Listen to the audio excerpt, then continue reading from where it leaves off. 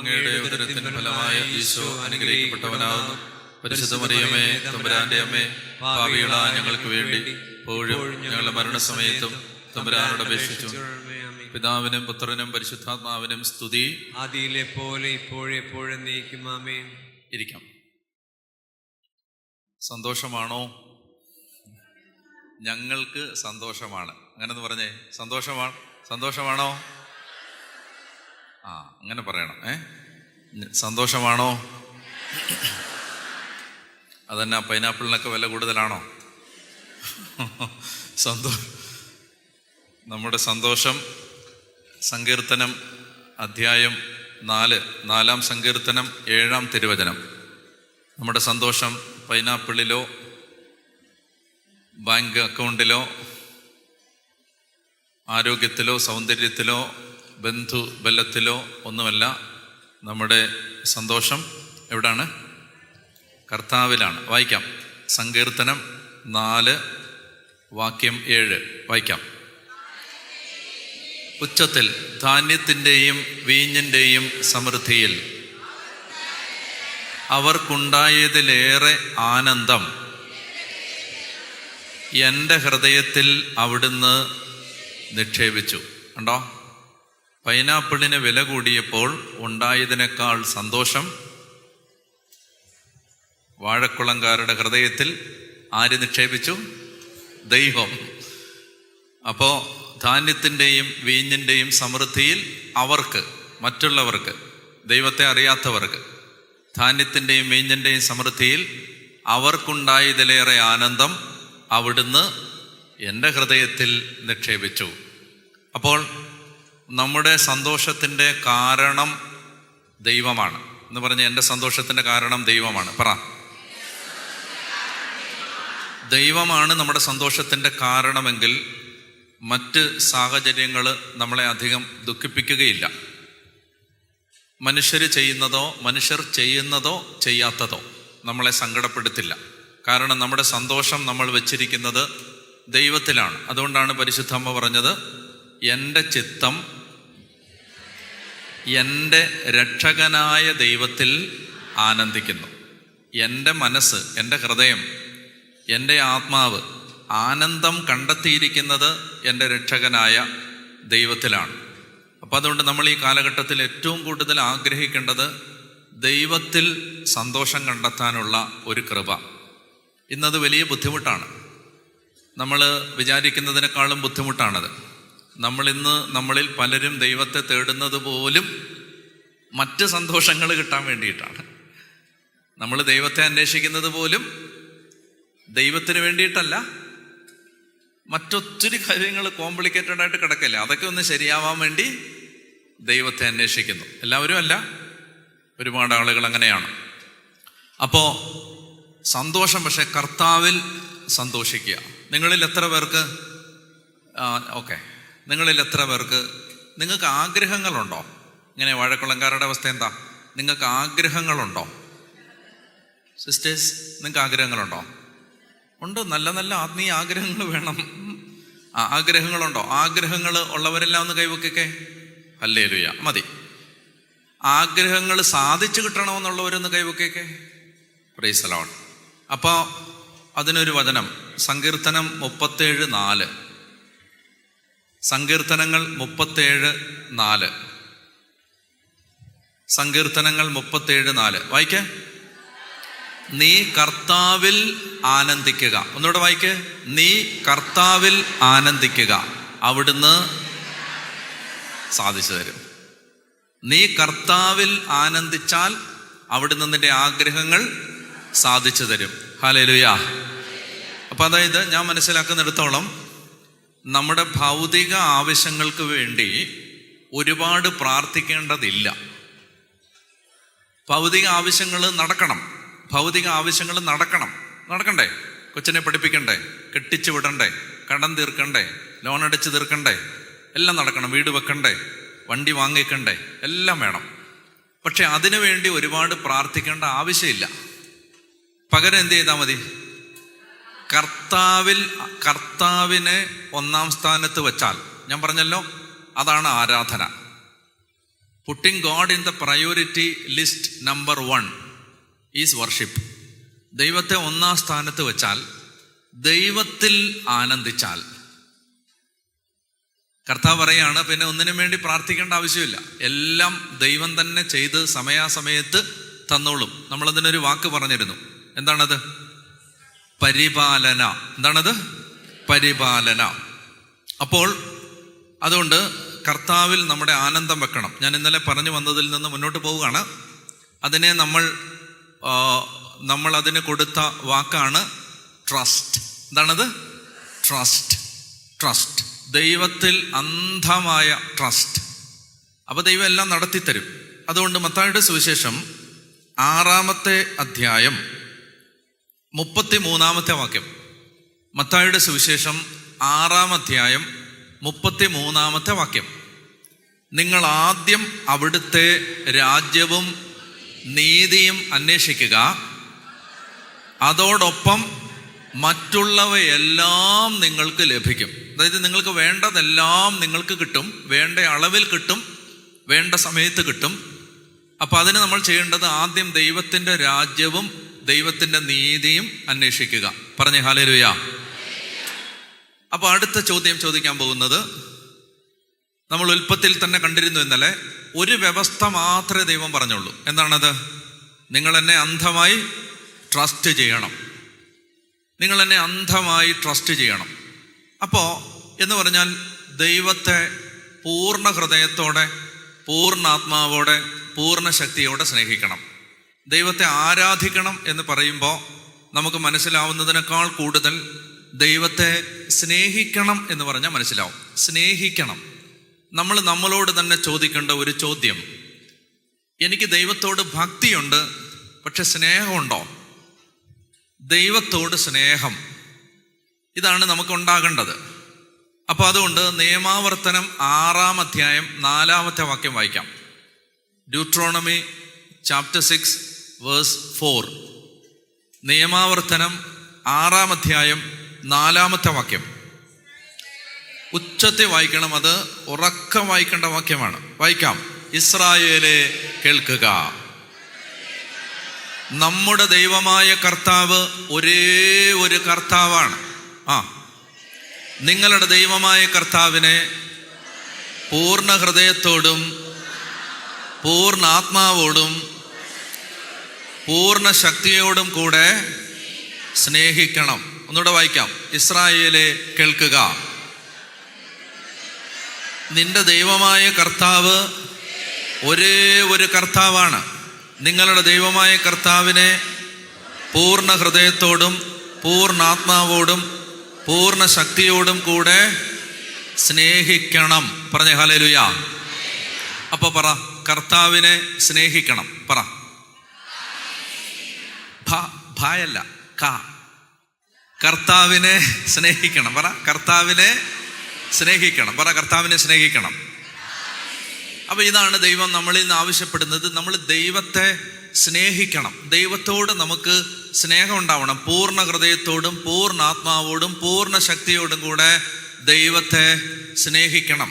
അപ്പോൾ പ്രവാചകന്മാരിലൂടെ ദൈവം ഒരു ആരോപണം ഉന്നയിച്ചിരുന്നു. ആരോപണം, ഇങ്ങനെ നമ്മൾ സ്നേഹിക്കാത്തതിനെ കുറിച്ച് ഒരാരോപണം. അത് യെശയ്യാ പ്രവചനം 1-ാമത്തെ അധ്യായം 1-2 വാക്യങ്ങൾ.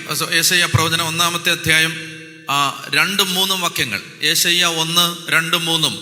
ആകാശങ്ങളെ ശ്രവിക്കുക, ഭൂതലമേ ശ്രദ്ധിക്കുക, കർത്താവ് അരുളി ചെയ്യുന്നു, ഞാൻ മക്കളെ പോറ്റി വളർത്തി, എന്നാൽ അവർ എന്നോട് കലഹിച്ചു. കാള അതിൻ്റെ ഉടമസ്ഥനെ അറിയുന്നു, കഴുത അതിൻ്റെ യജമാനൻ്റെ തൊഴുത്തും, എന്നാൽ ഇസ്രായേൽ ഗ്രഹിക്കുന്നില്ല, എൻ്റെ ജനം മനസ്സിലാക്കുന്നില്ല. കാളയ്ക്കും കഴുതയ്ക്കും തൻ്റെ യജമാനനോട് സ്നേഹമുണ്ട്, എൻ്റെ ജനത്തിന് എന്നോട് സ്നേഹമില്ല. ജെറമിയ പ്രവചനം 2-ാം അധ്യായം. ജെറമിയ പ്രവചനം 2-ാം അധ്യായം 13-ാം തിരുവചനം. ജെറമിയ 2:13. എന്തെന്നാൽ എൻ്റെ ജനം 2 തിന്മകൾ പ്രവർത്തിച്ചു, ജീവജലത്തിൻ്റെ ഉറവയായ എന്നെ അവർ ഉപേക്ഷിച്ചു, ജലം സൂക്ഷിക്കാൻ കഴിവില്ലാത്ത പൊട്ടക്കിണറുകൾ കുഴിക്കുകയും ചെയ്തു. ഒരിക്കൽ കൂടെ വായിക്കാം. ജെറമിയ 2:13. എന്തെന്നാൽ എൻ്റെ ജനം 2 തിന്മകൾ പ്രവർത്തിച്ചു. ജീവജലത്തിൻ്റെ ഉറവയായ എന്നെ അവർ ഉപേക്ഷിച്ചു. ജലം സൂക്ഷിക്കാൻ കഴിവില്ലാത്ത പൊട്ടക്കിണറുകൾ. 3:19 ജെറമിയ 3:19 എൻ്റെ മക്കളുടെ കൂടെ നിന്നെ പാർപ്പിക്കാനും സകല ജനതകളുടേതിലും വെച്ച് ഏറ്റവും ഛേദോഹരമായ അവകാശം നിനക്ക് നൽകാനും ഞാൻ എത്രയേറെ ആഗ്രഹിച്ചു. എൻ്റെ പിതാവേ എന്ന് നീ എന്നെ വിളിക്കുമെന്നും എൻ്റെ മാർഗം നീ ഉപേക്ഷിക്കുകയില്ലെന്നും ഞാൻ പ്രതീക്ഷിച്ചു. ഒന്നുകൂടെ വായിക്കാം. എൻ്റെ മക്കളുടെ കൂടെ നിന്നെ പാർപ്പിക്കാനും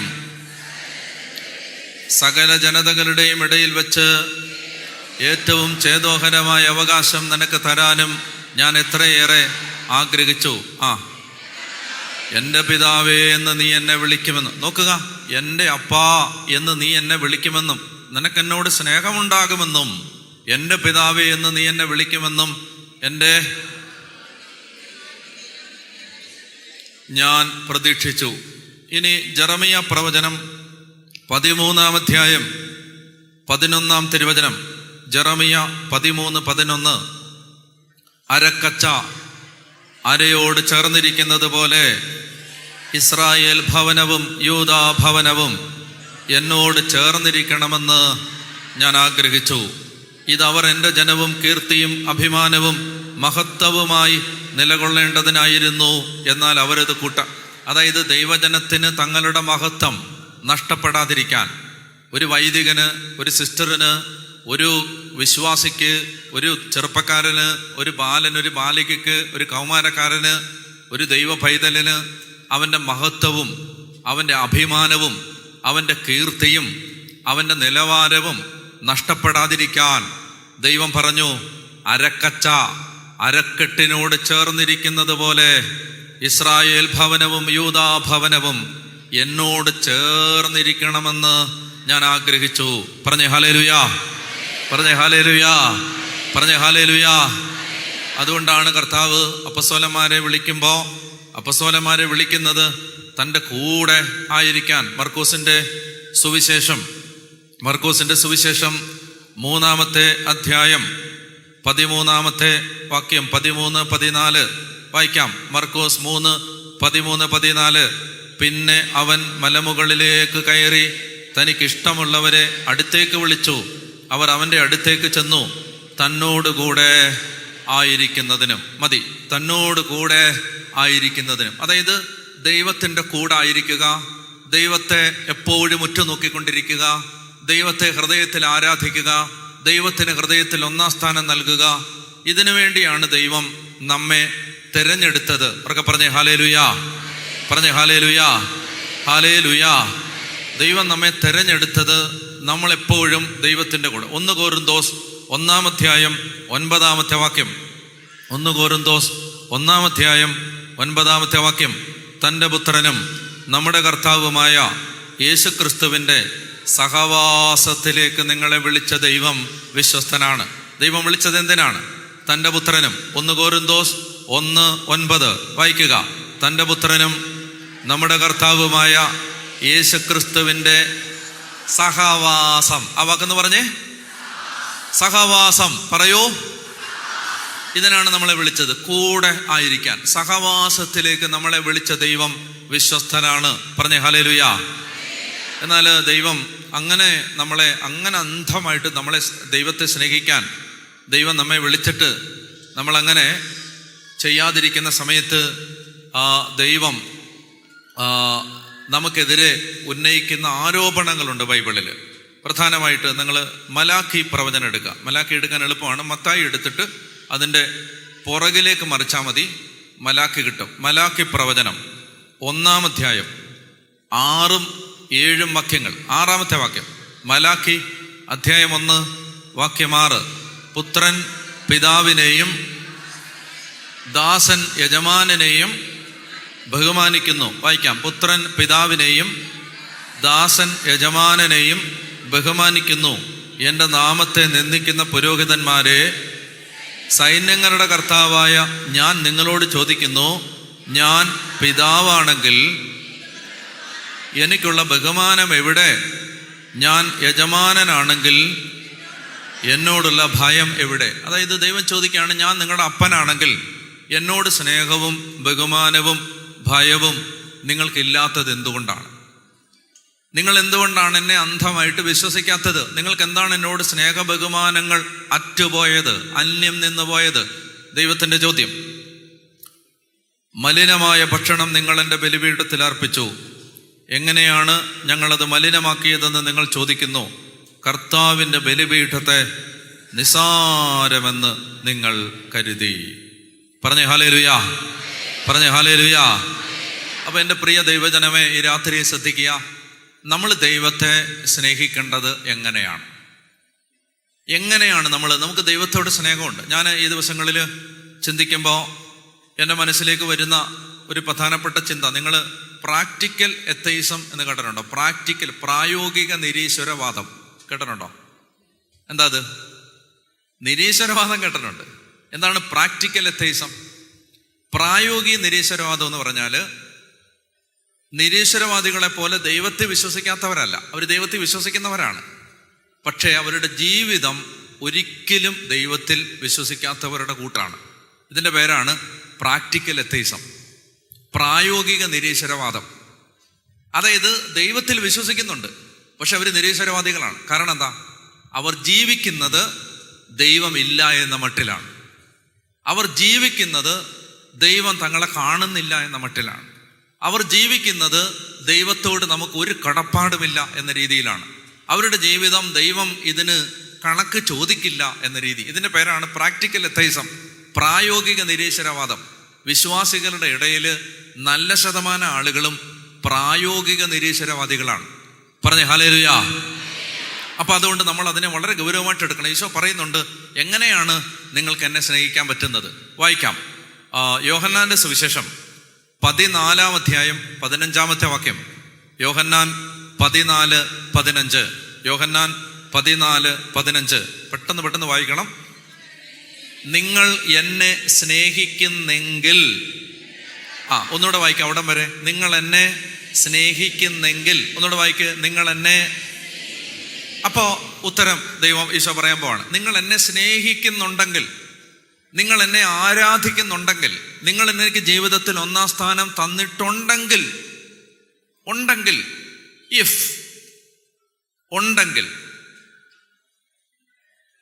എന്താണ്? നിങ്ങൾ എൻ്റെ കൽപ്പന പാലിക്കും. നിങ്ങൾ എന്നെ സ്നേഹിക്കുന്നുണ്ടെങ്കിൽ എൻ്റെ കൽപ്പന പാലിക്കും. അപ്പോ എൻ്റെ കൽപ്പന പാലിക്കുന്നില്ലെങ്കിൽ എന്താ അർത്ഥം? സ്നേഹിക്കുന്നില്ല എന്ന് തന്നെയാണ്, വേറെ ഒരർത്ഥമില്ല. 1 യോഹന്നാൻ 5:2. 1 യോഹന്നാൻ 5-ാം അധ്യായം 2. ദൈവത്തെ സ്നേഹിക്കുകയെന്നാൽ അവിടുത്തെ കൽപ്പനകൾ അനുസരിക്കുക എന്നാണ് അതിൻ്റെ അർത്ഥം. 1 യോഹന്നാൻ 5:2 വായിക്കുക. ദൈവത്തെ സ്നേഹിക്കുക എന്നാൽ അവിടുത്തെ കൽപ്പനകൾ അനുസരിക്കുക എന്നാണ് അതിൻ്റെ അർത്ഥം. അപ്പം ഞാൻ പറയുകയാണ് നിങ്ങളോട്, ദൈവത്തെ സ്നേഹിച്ചാലേ, ദൈവത്തെ 1-ാം സ്ഥാനത്ത് വെച്ചാലേ, ദൈവത്തെ ട്രസ്റ്റ് ചെയ്താലേ നമുക്ക് ജീവിതത്തിൽ എല്ലാ കാര്യങ്ങളും ദൈവം നടത്തി തരും. ഞാൻ വീണ്ടും നിങ്ങളോട് പറയുന്നു, ഒന്നും, അതായത് ഒരു മനുഷ്യന് ഒരു കാര്യത്തിലും പുറകോട്ട് പോകേണ്ടി വരില്ല. കാരണം എന്താണ്? കാരണം ദൈവം വിശ്വസ്തനാണ്. ഇപ്പൊ ആദത്തോട് ചെയ്ത ഉടമ്പടിയിൽ ഞാൻ 4 വാഗ്ദാനങ്ങൾ നിങ്ങളോട് പറഞ്ഞു. ഒരു മനുഷ്യന് ജീവിക്കാൻ ആ 4 വാഗ്ദാനം പോരെ? ആ 4 പോരെ? അപ്പോ അത് മുഴുവൻ നമ്മുടെ ജീവിതത്തിൽ നിറവേറും. എങ്ങനെയാണ്? ആരിലൂടെയാണ് നിറവേറുന്നത്? യേശു ക്രിസ്തുവിലൂടെ. 2 കൊരിന്തോസ് 1-ാം അധ്യായം 20-ാമത്തെ വാക്യം. 2 കൊരിന്തോസ് 1:20. ദൈവത്തിൻ്റെ എല്ലാ വാഗ്ദാനങ്ങളും ക്രിസ്തു യേശുവിൽ അതെ എന്ന് തന്നെയാണ്. ഒന്നുകൂടെ പറയാം, ഒന്നുകൂടെ വായിക്കാം. ദൈവത്തിൻ്റെ സകല വാഗ്ദാനങ്ങളും ക്രിസ്തു യേശുവിൽ അതെ എന്നാണ്. ദൈവത്തിൻ്റെ, ഒന്നുകൂടെ വായിക്കാം, ദൈവത്തിൻ്റെ സകല വാഗ്ദാനങ്ങളും ക്രിസ്തു യേശുവിൽ അതെ എന്നാണ്. എന്ന് പറഞ്ഞാൽ എന്താ അർത്ഥം? ബൈബിളിൽ ഏതാണ്ട് മൊത്തം 8500 വാഗ്ദാനങ്ങളുണ്ട്. പറ, 8500. പറ, 8500 promises in the Bible. ബൈബിളിലുടനീളം 8500 വാഗ്ദാനങ്ങളുണ്ട് ബൈബിളിൽ. ഈ 8500 വാഗ്ദാനങ്ങളും ഒരാൾ ക്രിസ്തുവിനെ സ്നേഹിക്കുമ്പോൾ അയാൾക്ക് ആ വാഗ്ദാനങ്ങൾ മുഴുവൻ ആപ്ലിക്കബിൾ ആണ്. അയാൾക്ക് അത് മുഴുവൻ അതിൻ്റെ അവകാശിയാണ് അയാൾ. എനിക്ക് ഞാൻ പറയുന്നത് മനസ്സിലാവുന്നോ? ഒരാൾ when somebody comes in Christ, ഒരാൾ ക്രിസ്തുവിലാകുമ്പോൾ വേദപുസ്തകത്തിലെ സകല വാഗ്ദാനങ്ങളുടെയും അവകാശിയായി അയാൾ മാറുകയാണ്. അതാണ് ഈ പറഞ്ഞിരിക്കുന്നത്. 2 കൊരിന്തോസ് 1:20. ദൈവത്തിൻ്റെ എല്ലാ വാഗ്ദാനങ്ങളും ക്രിസ്തു യേശുവിൽ യേസ് എന്നാണ്. യേസ്, നോന്നില്ല. ഒരു വാഗ്ദാനവും നോന്നില്ല, യേസ് ആണ്. ബൈബിളിൽ എന്തല്ല, ഉദാഹരണത്തിന് സങ്കീർത്തനം വായിക്കണ്ട. സങ്കീർത്തനം 34:10. സിംഹക്കുട്ടികൾ ഇര കിട്ടാതെ വിശന്ന് വലഞ്ഞേക്കാം, കർത്താവിനെ അന്വേഷിക്കുന്നവന് ഒന്നിൻ്റെയും കുറവുണ്ടാവില്ല. പറഞ്ഞേ ഹല്ലേലൂയ. കേൾക്കാൻ ചെവിയുണ്ടെങ്കിൽ കേൾക്കുക. നിങ്ങളുടെ ജീവിതത്തിലെ ഒരുപാട് സമയം നിങ്ങൾക്ക് ദൈവത്തെ ആരാധിക്കാനും പ്രാർത്ഥിക്കാനും ബൈബിൾ വായിക്കാനും ഒക്കെ കിട്ടാത്തത് എന്തുകൊണ്ടാണ്? ഒത്തിരി ജോലി തിരക്കുള്ളതാണ്. ശരിയല്ലേ? ജീവിതത്തിൻ്റെ രണ്ടറ്റവും കൂട്ടിമുട്ടിക്കാൻ പാടുപെടുന്നതിനിടയിൽ നമ്മൾ ഒത്തിരി സ്ട്രഗിൾ ചെയ്തിട്ടാണ് ഒന്ന് പള്ളിയിൽ പോണത്. എന്നും കുർബാനയ്ക്ക് പോകുന്നവരൊക്കെ വിശുദ്ധ കുർബാനയ്ക്ക് പോകുന്നത് ഒരുപാട് റബ്ബർ ബാൻഡ് വലിയുന്ന പോലെ വലിഞ്ഞ് വലിഞ്ഞ് വലിഞ്ഞ് മുറുകിയിട്ടാണ് പോണത്. ഞാൻ പറയട്ടെ നിങ്ങളോട്, ഇഷ്ടം പോലെ സമയം നിങ്ങൾക്ക് വെറുതെ കിട്ടും. അതായത് ഈ പറയുന്ന പെടാപ്പാടൊന്നും പെടണ്ടാന്ന്. ഇതൊക്കെ ദൈവവും ദൈവദൂതന്മാരും തരും. ചെയ്യുന്ന ജോലി ദൈവം എളുപ്പമാക്കും. 10 രൂപ കെട്ടേണ്ടടുത്ത് 10,000 തരും. 5 മണിക്കൂർ ജോലി ചെയ്യേണ്ടടുത്ത് 5 മിനിറ്റ് കൊണ്ട് ജോലി ചെയ്യാൻ സഹായിക്കും. കർത്താവ് പറയാണ്, എന്ത് ചെയ്താൽ മതി? എന്ത് ചെയ്താൽ മതി? ദൈവത്തെ സ്നേഹിച്ചാൽ മതി. ദൈവത്തെ സ്നേഹിച്ചാൽ ദൈവത്തിൻ്റെ എല്ലാ ഏജൻസികളും നിങ്ങൾക്ക് വേണ്ടി പ്രവർത്തിക്കും. ഞാൻ വീണ്ടും പറയുന്നു, വിശ്വാസികൾ എന്ന് അവകാശപ്പെടുന്നവരുണ്ട് ഒത്തിരി, സ്നേഹിക്കുന്നവർ വളരെ കുറവാണ്. സ്നേഹിക്കുന്നവർക്ക് ഒന്നിൻ്റെയും കുറവില്ല. പറഞ്ഞേ ഹല്ലേലൂയ. അതായത് ടൈം ആൻഡ് എനർജി ഒരുപാട് സ്പെയർ ചെയ്യാനുണ്ട്. ഒത്തിരി സമയം, ഒരുപാട് സമയം. കാരണം വേറെ ഒന്നിനെ കുറിച്ച് ആകുലപ്പെടാനില്ല. എല്ലാം ദൈവം ചെയ്തു തരുന്നു, എല്ലാം ദൈവം നോക്കുന്നു. പറഞ്ഞേ ഹല്ലേലൂയ. പറഞ്ഞേ ഹല്ലേലൂയ. ഇപ്പൊ പാട്ട് പാടുന്ന ചേട്ടൻ കുടുംബജീവിതം നയിക്കുന്ന ഒരാളാണ്. അദ്ദേഹത്തിന് ഭാര്യയും 3 പെൺമക്കളും, കുടുംബനാഥൻ.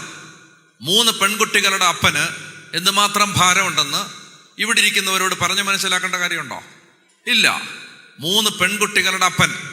പക്ഷെ നിങ്ങൾ അദ്ദേഹത്തോട് പോയി ചോദിക്കുക, അദ്ദേഹം വളരെ റിലാക്സ്ഡ് ആയിട്ടാണ് നടക്കുന്നത്. അദ്ദേഹം ഭാരമില്ലാതാണ് ജീവിക്കുന്നത്. ടെൻഷൻ അടിച്ച് നിങ്ങൾക്ക് അയാളെ കാണാൻ പറ്റുന്നില്ല. എന്താ കാര്യം? അത് ടെൻഷൻ അടിക്കേണ്ട കാര്യമില്ല. 3 മക്കളെ പഠിപ്പിക്കുന്നതും വളർത്തുന്നതും കെട്ടിച്ചു വിടുന്നതും അവരുടെ കാര്യങ്ങൾ നോക്കുന്നതും എല്ലാം ആരാണ്? ദൈവം. ഉപ്പർവാല. മനസ്സിലാവുന്നുണ്ടാവല്ലോ. അതുകൊണ്ട് അയാൾക്ക് ബൈബിൾ വായിക്കാൻ ഇഷ്ടം പോലെ സമയം, അയാൾക്ക് പ്രാർത്ഥിക്കാൻ ഇഷ്ടം പോലെ സമയം, അയാൾക്ക് ദൈവത്തെ തേടാൻ ഇഷ്ടം പോലെ സമയം, അയാൾക്ക് സുവിശേഷ വേല ചെയ്യാൻ സമയം. കുറവില്ല. പറഞ്ഞേ ഹല്ലേലൂയ. എന്തുകൊണ്ട് കുറവില്ല? കുറവില്ലാത്തത് ദൈവത്തെ സ്നേഹിച്ചാൽ ഒന്നിൻ്റെയും കുറവില്ല. ദൈവത്തെ സ്നേഹിച്ചാൽ. അപ്പൊ കുടുംബജീവിതം നയിക്കുന്നവര്, ഞാൻ പറഞ്ഞില്ലേ, നിങ്ങൾ 10 മണിക്കൂർ കൊണ്ട് ചെയ്യേണ്ട ജോലി ദൈവം 1 മണിക്കൂർ കൊണ്ട് ചെയ്താൽ മതി. അങ്ങനെ ദൈവം സഹായിക്കും. എന്താ ചെയ്യണ്ടേ? ദൈവത്തെ പറ, എനിക്ക് വന്നത് കേക്കട്ടെ. ഞാനൊന്ന് ദൈവത്തെ സ്നേഹിക്കണം. അങ്ങനെ ചങ്ക് പറഞ്ഞ് ദൈവത്തെ സ്നേഹിക്കണം. അപ്പൊ ഈശോ പറയാണ്, സ്നേഹിക്കണമെങ്കിൽ സ്നേഹിക്കുന്നേ എന്ന് പാടിക്കൊണ്ട് നടന്നാ പോരാ. എൻ ജീവനെ കാളും നീ പാടാൻ വളരെ എളുപ്പമാണ്. പണ്ട് ചേച്ചി പള്ളി കയറി പാടിയ പോലാണ്, നാഥാ സമർപ്പിക്കുന്നു, എല്ലാം സമർപ്പിക്കുന്നു, പൂർണ്ണമായി അർപ്പിക്കുന്നു, എല്ലാം എൻ്റെ ഉള്ളും എനിക്കുള്ളതും പുറത്തിറങ്ങിയപ്പോൾ ചെരുപ്പ് അരണ്ടടിച്ചോണ്ട് പോയി. എൻ്റെ ദൈവമേ, ആ പള്ളിയുടെ ചരിത്രത്തിലുണ്ടായിട്ടില്ലാത്ത അത്ര വഴക്ക് പള്ളിമുറ്റത്ത് വെച്ചുണ്ടായി. പാടാൻ നല്ല എളുപ്പമാണ്. നാഥാ സമർപ്പിക്കുന്നു എന്നെ. ഈ സമർപ്പിച്ച കൂട്ടത്തിൽ ചെരുപ്പ് സമർപ്പിച്ചതാ, അങ്ങനെ പാടിയത്. അപ്പൊ ഈ അടുത്തിടയ്ക്ക് ഒരാൾ പറയുന്നത് കേട്ടു, നമ്മള് നുണ പറയാറില്ല, പാടാറേ ഉള്ളെന്ന്. എല്ലാം പിടി കിട്ടിയോ? ഇപ്പൊ സാധാരണ നുണ പറയാറില്ല ആളുകള്, വിശ്വാസി നുണ പാടുകയാണ് ചെയ്യുന്നത്. എല്ലാം ഇതാ സമ്പൂർണമായി ഇതാ തരുന്നു. നുണയൊന്നും പറയാതെ ദൈവത്തെ സ്നേഹിക്കുക എന്ന് പറഞ്ഞാൽ അതിൻ്റെ അർത്ഥം ദൈവം അരുളി ചെയ്ത കാര്യങ്ങൾ ചെയ്യാൻ പരിശ്രമിക്കുക, ദൈവത്തിൻ്റെ കൽപ്പനകൾ പാലിക്കുക. കർത്താവ് പറഞ്ഞിട്ടുണ്ട്, നിങ്ങളൊരു പ്രത്യേക വിധത്തിലാണ് ജീവിക്കേണ്ടത്. അപ്പൊ ഓരോ കൽപ്പനകൾ അനുസരിക്കുമ്പോഴും ഇഷ്ടം പോലെ ദൈവാനുഗ്രഹങ്ങൾ കുടുംബത്തിലേക്ക് വരാൻ തുടങ്ങും. അതാണ് എനിക്കിന്ന് നിങ്ങളോട് പറയാനുള്ളത്. ഇവിടെ ഓം പ്രകാശ് ജോൺ ബോളായ ചരിത്രം പറഞ്ഞു. മദ്യപാനവും ലഹരിയും ഉപേക്ഷിച്ചപ്പോൾ ദൈവം ആ കുടുംബത്തെ അനുഗ്രഹിക്കാൻ തുടങ്ങി. പറഞ്ഞേ ഹല്ലേലൂയാ. അതുകൊണ്ട് ഈ രാത്രിയിൽ പ്രിയ സഹോദര സഹോദരി, ഞാൻ പറയുന്നു, ഈ ദേശം, വിശ്വാസികളുടെ കുടുംബങ്ങൾ ഈ കാലഘട്ടത്തിൽ വളരെ ശ്രദ്ധിക്കേണ്ട ഒരു വിഷയമാണ്. വിശുദ്ധ ജീവിതം കർത്താവ് അരുളി ചെയ്ത പ്രകാരം ജീവിക്കാൻ നമ്മൾ നമ്മുടെ ജീവിതത്തെ സമർപ്പിച്ചാൽ നമുക്ക് വേണ്ടതെല്ലാം ദൈവം തന്നോളും. അതായത് ഒരു ചെറിയ പാപമെങ്കിലും ജീവിതത്തിൽ നിന്ന് പരിഹരിക്കാൻ ശ്രമിച്ചാൽ അത് 50,000 ദിവസം പ്രാർത്ഥിക്കുന്നതിനേക്കാൾ ഗുണം ചെയ്യും. ഞാൻ ഒന്നുകൂടെ പറയാം. ഒരു ചെറിയ പാപം ജീവിതത്തിൽ നിന്ന് മാറ്റാൻ പരിശ്രമിച്ച്, കൃപയിൽ ആശ്രയിച്ച് പരിശ്രമിച്ചാൽ അതൊരു 50,000 ദിവസം പ്രാർത്ഥിക്കുന്നതിനേക്കാളും ഗുണം ചെയ്യും. പറഞ്ഞേ ഹല്ലേലൂയാ. മനസ്സിലാവുന്നുണ്ടോ? അതായത് ജീവിതത്തിൽ കർത്താവ് ആഗ്രഹിക്കുന്നത് പോലെ ജീവിക്കാൻ പരിശ്രമിച്ചാൽ അതുവഴി ഇഷ്ടം പോലെ ദൈവാനുഗ്രഹങ്ങൾ കടന്നു വരും. അതുകൊണ്ട് പ്രിയ സഹോദരങ്ങളെ, ഈ രാത്രിയിൽ അല്പസമയം ഞാൻ നിങ്ങളോട് പങ്കുവെക്കാൻ ആഗ്രഹിക്കുന്നത്, നിങ്ങളിൽ കൂടിയ പങ്കും മദ്യപിക്കുന്നവരല്ല, ലഹരി ഉപയോഗിക്കുന്നവരല്ല. പക്ഷേ ഈ കാലഘട്ടത്തിൽ അതിനെക്കുറിച്ചുള്ള പ്രബോധനം ദൈവജനം സ്വീകരിക്കേണ്ടതുണ്ട്. അതുകൊണ്ട് ഞാൻ ഇപ്പോൾ സംസാരിക്കാൻ ആഗ്രഹിക്കുന്നത് മദ്യപാനത്തെക്കുറിച്ചും ലഹരിയുടെ ഉപയോഗത്തെക്കുറിച്ചുമാണ്. അത് ഈ കാലഘട്ടം, ഞാൻ എന്തിനാണ് ഇത് പറയുന്നതെന്ന് അവസാനം നിങ്ങൾക്ക് മനസ്സിലാക്കാം. കാരണം ഒരവബോധം നമ്മുടെ കുടുംബങ്ങൾ രൂപപ്പെടുത്തിയില്ലെങ്കിൽ ഇനി നമ്മുടെ തലമുറയെ ലഹരി കൊണ്ടുപോകും. ഒരു സംശയമില്ല. കാരണം ചെറിയ സ്കൂളുകളിൽ, കുഞ്ഞു സ്കൂളുകളിൽ വരെ ലഹരി എത്തിക്കഴിഞ്ഞു. ഇനി നമ്മുടെ പരിസരങ്ങളിൽ ഈ മദ്യത്തിനും മയക്കുമരുന്നിനും എതിരെ നമ്മൾ ഒരു സംസ്കാരം രൂപപ്പെടുത്തിയില്ലെങ്കിൽ ഇനി നമ്മുടെ തലമുറയെ നോക്കണ്ട. കേൾക്കാൻ ചെവിയുള്ളവൻ കേൾക്കട്ടെ. അതുകൊണ്ട് നമുക്ക് ആ കാര്യത്തെക്കുറിച്ച് അല്പം ചിന്തിക്കുന്നത് നല്ലതാണ് എന്ന് ഞാൻ വിചാരിക്കുന്നു. അതുകൊണ്ട് മദ്യപാനത്തെ സംബന്ധിക്കുന്ന കർത്താവിൻ്റെ പ്രബോധനം എന്താണ്, അല്ലെങ്കിൽ ലഹരിയുടെ ഉപയോഗത്തെ സംബന്ധിച്ച് നമ്മൾ കുടുംബങ്ങൾ പുലർത്തേണ്ട ഒരു സമീപനം എന്താണ്, നമുക്കതുകൊണ്ട് വേഗം വായിക്കാം. എഫേസോസ് ലേഖനം 5-ാം അധ്യായം 18-ാമത്തെ വാക്യം. എഫേസോസ് ലേഖനം 5-ാം അധ്യായം 18-ാമത്തെ വാക്യം എല്ലാവരും എടുക്കുന്നു, ഒരുമിച്ച് വായിക്കുന്നു. എഫേസോസ് 5:18 വായിക്കാം. നിങ്ങൾ വീഞ്ഞു കുടിച്ച് ഉന്മത്തരാകരുത്, അതിൽ ദുരാസക്തിയുണ്ട്, മറിച്ച് ആത്മാവിനാൽ പൂരിതരാകുവിൻ. സങ്കീർത്തനങ്ങളാലും ഗാനങ്ങളാലും ആത്മീയ ഗീതങ്ങളാലും പരസ്പരം സംഭാഷണം ചെയ്യുവിൻ. ഗാനാലാപങ്ങളാൽ പൂർണ്ണഹൃദയത്തോടെ കർത്താവിനെ പ്രകീർത്തിക്കുവിൻ. ഒന്നാമത്തെ കാര്യം, എന്തുകൊണ്ട് മദ്യത്തോട് നോ പറയണം? എന്തുകൊണ്ട് ഒരു തുള്ളി മദ്യം പോലും ഉപയോഗിക്കരുത്? മദ്യം അത് ഏത് രൂപത്തിലാണെങ്കിലും, അത് വൈനാണെങ്കിലും ബിയറാണെങ്കിലും ആൽക്കഹോള് കൂടിയ അളവിലുള്ളതാണെങ്കിലും ഡ്രഗാണെങ്കിലും മദ്യം വീട്ടിൽ കയറ്റരുത്. എന്തുകൊണ്ട് ഞാനിത് പറയാൻ കാരണം, ഇന്ന് നമ്മുടെ വിശ്വാസികളുടെ കുടുംബങ്ങളിൽ പണ്ട് ഇത് ചേട്ടന്മാരെ നോക്കി പറഞ്ഞാൽ മതിയായിരുന്നു, എന്ത് മദ്യപിക്കരുതെന്ന്. ഇപ്പോൾ സ്ത്രീകളിൽ നല്ല പങ്ക് സ്ത്രീകളും മദ്യപിക്കുന്ന ആളുകളാണ്. മദ്യപാനം സ്ത്രീകളുടെ ഇടയിൽ ക്രമാതീതമായി പെരുകി കഴിഞ്ഞു. ക്രമാതീതമായി കുട്ടികള്, ചെറുപ്പക്കാര്, പെൺകുട്ടികള് മദ്യപിക്കുന്നത് സാധാരണ സംഭവമായി കഴിഞ്ഞു. പറഞ്ഞേ ഹല്ലേലൂയാ. ഞാൻ മനുഷ്യരുടെ ഇടയിൽ നിൽക്കുന്ന ഒരാളാണ്, അതുകൊണ്ടാണ് ഞാൻ പറയുന്നത്. മനസ്സിലായോ? സാധാരണ സംഭവം. കുട്ടിക്ക് മദ്യം ഉപയോഗിക്കുക, ലഹരി ഉപയോഗിക്കുക എന്ന് പറയുന്നത് ഒട്ടും ഒരു ടാബു അല്ലാത്തൊരു കാലത്തേക്ക് നമ്മൾ വന്നിരിക്കണം. അങ്ങനെ കാരണം സെലിബ്രിറ്റികൾ, സിനിമാ നടന്മാർ, സിനിമാ നടിമാർ, അങ്ങനെ നമ്മൾ സ്നേഹിക്കുന്നവർ, നമ്മൾ ഇവരുടെ എല്ലാം ഒരു സ്വാധീനം നമ്മുടെ തലമുറയിൽ ശക്തമായിട്ടുണ്ട്. അപ്പോൾ ഞാൻ പറഞ്ഞു വരുന്നത് പോട്ടെ. അപ്പോൾ പറഞ്ഞു വരുന്നത്, വീടിനകത്ത് അല്ലെങ്കിൽ നമ്മുടെ പരിസരങ്ങളിൽ, നമ്മുടെ കുടുംബങ്ങളിൽ നമ്മൾ മദ്യത്തോട്, മയക്കുമരുന്നിനോട്, ലഹരിയോട് പുലർത്തേണ്ട ഒരു അകലമുണ്ട്. ഇവിടെ പറയുകയാണ്, നിങ്ങൾ വീഞ്ഞു കുടിച്ച് ഉന്മത്തരാകരുത്, കാരണം അതിൽ ദുരാസക്തിയുണ്ട്. ഞാൻ പറയാൻ പോകണം എന്തുകൊണ്ട് മദ്യപിക്കരുത്.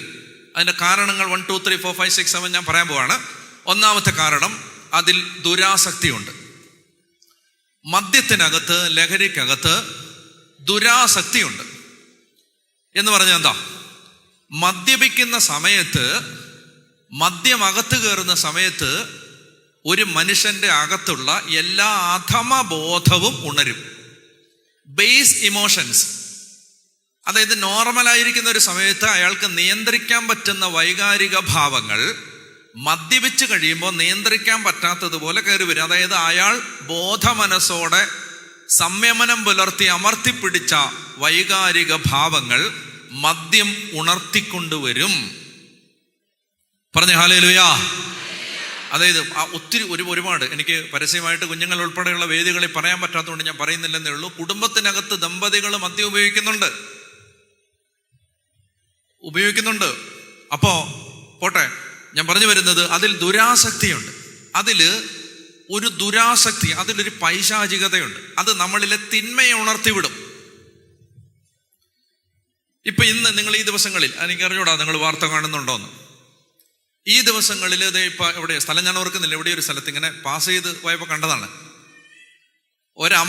അമ്മയും അമ്മയുടെ ആൺ സുഹൃത്തും കൂടി സ്വന്തം കുഞ്ഞുങ്ങളെ ആ മനുഷ്യന് ദുരുപയോഗിക്കാൻ കൊടുത്തു, മദ്യം കൊടുത്തിട്ട് കുഞ്ഞുങ്ങൾക്ക്. നിങ്ങൾ ഓർക്കുക, ഇത് ദൈവഭക്തര് താമസിക്കുന്ന ഒരു നാട്ടിൽ നടക്കുന്ന കാര്യമാണ്. പ്രായപൂർത്തിയാവാത്ത 2 പെൺകുട്ടികൾക്ക് മദ്യം ഒഴിച്ചു കൊടുത്തിട്ട് അവരെ തൻ്റെ ആൺ സുഹൃത്തിന് ദുരുപയോഗിക്കാൻ വിട്ടുകൊടുക്കുന്ന ഒരമ്മ ഏതെങ്കിലും ആഫ്രിക്കൻ രാജ്യത്തിലെ ഗോത്രവർഗക്കാരുടെ ഇടയിലെ അമ്മയല്ല, അത് ഈ നാട്ടിലെ, നമ്മുടെ നാട്ടിലെ ഒരമ്മയാണ്. അതായത് നമ്മുടെ സാംസ്കാരിക ഭാവങ്ങൾ, നമ്മുടെ കാഴ്ചപ്പാട്, മനോബോധം അതിങ്ങനെ എത്തി. മദ്യം ഉപയോഗിക്കും. നിങ്ങൾ ആലോചിച്ച് നോക്ക്, നമുക്കത് അങ്ങോട്ടാണ്, നമുക്കത് ചിന്തിക്കാൻ പോലും പറ്റുന്നില്ലത്. എങ്ങനെയാ? സ്വന്തം കുഞ്ഞുങ്ങളല്ലേ അത്. അതിൽ ദുരാസക്തിയുണ്ട്. അപ്പൊ അമ്മയ്ക്ക് മദ്യപിച്ച് കഴിയുമ്പോൾ, അമ്മയ്ക്ക് അമ്മയുടെ കൂട്ടുകാരന് മദ്യപിച്ച് കഴിയുമ്പോൾ പിന്നെ അമ്മയ്ക്ക് പിന്നെ സ്വബോധമില്ല. അതിൽ ദുരാസക്തിയുണ്ട്, അതിൽ പൈശാചികതയുണ്ട്. അതുകൊണ്ടാണ് മദ്യം പിശാചാണെന്ന് പറയുന്നത്. മദ്യത്തിനകത്ത് പിശാചുണ്ട്.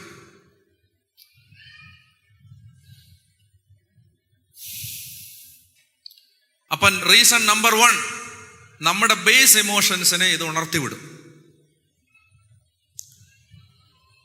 ഞാൻ UK ഒരു സ്ഥലത്ത് ഒരു എയർപോർട്ടിൽ ഇറങ്ങുമ്പോൾ എന്നെ വിളിക്കാൻ വേണ്ടി വന്നത് ഒരു ശ്രീലങ്കക്കാരൻ, ഒരു ഡ്രൈവറാണ് വണ്ടി ഓടിക്കുന്നത്. ശ്രീലങ്കക്കാരനായതുകൊണ്ട് ഞാൻ അത്യാവശ്യം ഒന്ന് വിഷ് ചെയ്തു, ഒന്ന് ഗ്രീറ്റ് ചെയ്തു, ഇംഗ്ലീഷിൽ പറഞ്ഞു. ശ്രീലങ്കക്കാരനാണല്ലോ, പിന്നെ സിംഹള ഭാഷ അറിയാത്തതുകൊണ്ട് കൂടുതലൊന്നും വർത്തമാനം പറയാൻ ഞാൻ നിന്നില്ല. കുറേ നേരം കഴിഞ്ഞ് ഞങ്ങളൊരു കോഫി ഷോപ്പിലോ മറ്റോ നിർത്തിയപ്പോൾ ഈ മനുഷ്യൻ എന്നോട് പറഞ്ഞു, എൻ്റെ ഒരുപാട് കാലത്തെ ആഗ്രഹമായിരുന്നു, എന്ത്? അച്ഛനെ കാണണം. ഞാൻ പറഞ്ഞു, അയ്യോ ശ്രീലങ്കക്കാരാ, എന്നെ അറിയാവോ? അപ്പോൾ പുള്ളി പറഞ്ഞു, എനിക്ക് കുറച്ച് തമിഴ് അറിയാം, കുറച്ച് മലയാളം അറിയാം, ഞാൻ അച്ഛനെ കേൾക്കാറുണ്ട്.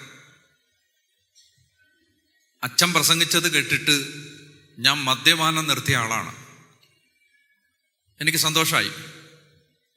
ഞാൻ കൂടുതൽ ചോദിച്ചു. അപ്പം അദ്ദേഹം പറഞ്ഞു, ഞാൻ മദ്യപാനി മാത്രമായിരുന്നില്ല, മദ്യക്കച്ചവടക്കാരനുമായിരുന്നു. നമ്മുടെ നാട്ടിലെ അറിയപ്പെടുന്ന, ഇന്ത്യയിലെ അറിയപ്പെടുന്ന ഒരു മദ്യവ്യാപാരിയുമായി പാർട്ട്ണർഷിപ്പിൽ UK മദ്യക്കച്ചവടം നടത്തുകയായിരുന്നു അയാൾ. ഇഷ്ടം പോലെ സമ്പത്ത്. അയാൾ ദൈവവചനം കേട്ടു. മദ്യപാനം തിന്മയാണെന്നും പിശാചാണെന്നും അദ്ദേഹം മനസ്സിലാക്കി. അദ്ദേഹം മദ്യപാനം അവസാനിപ്പിച്ചു.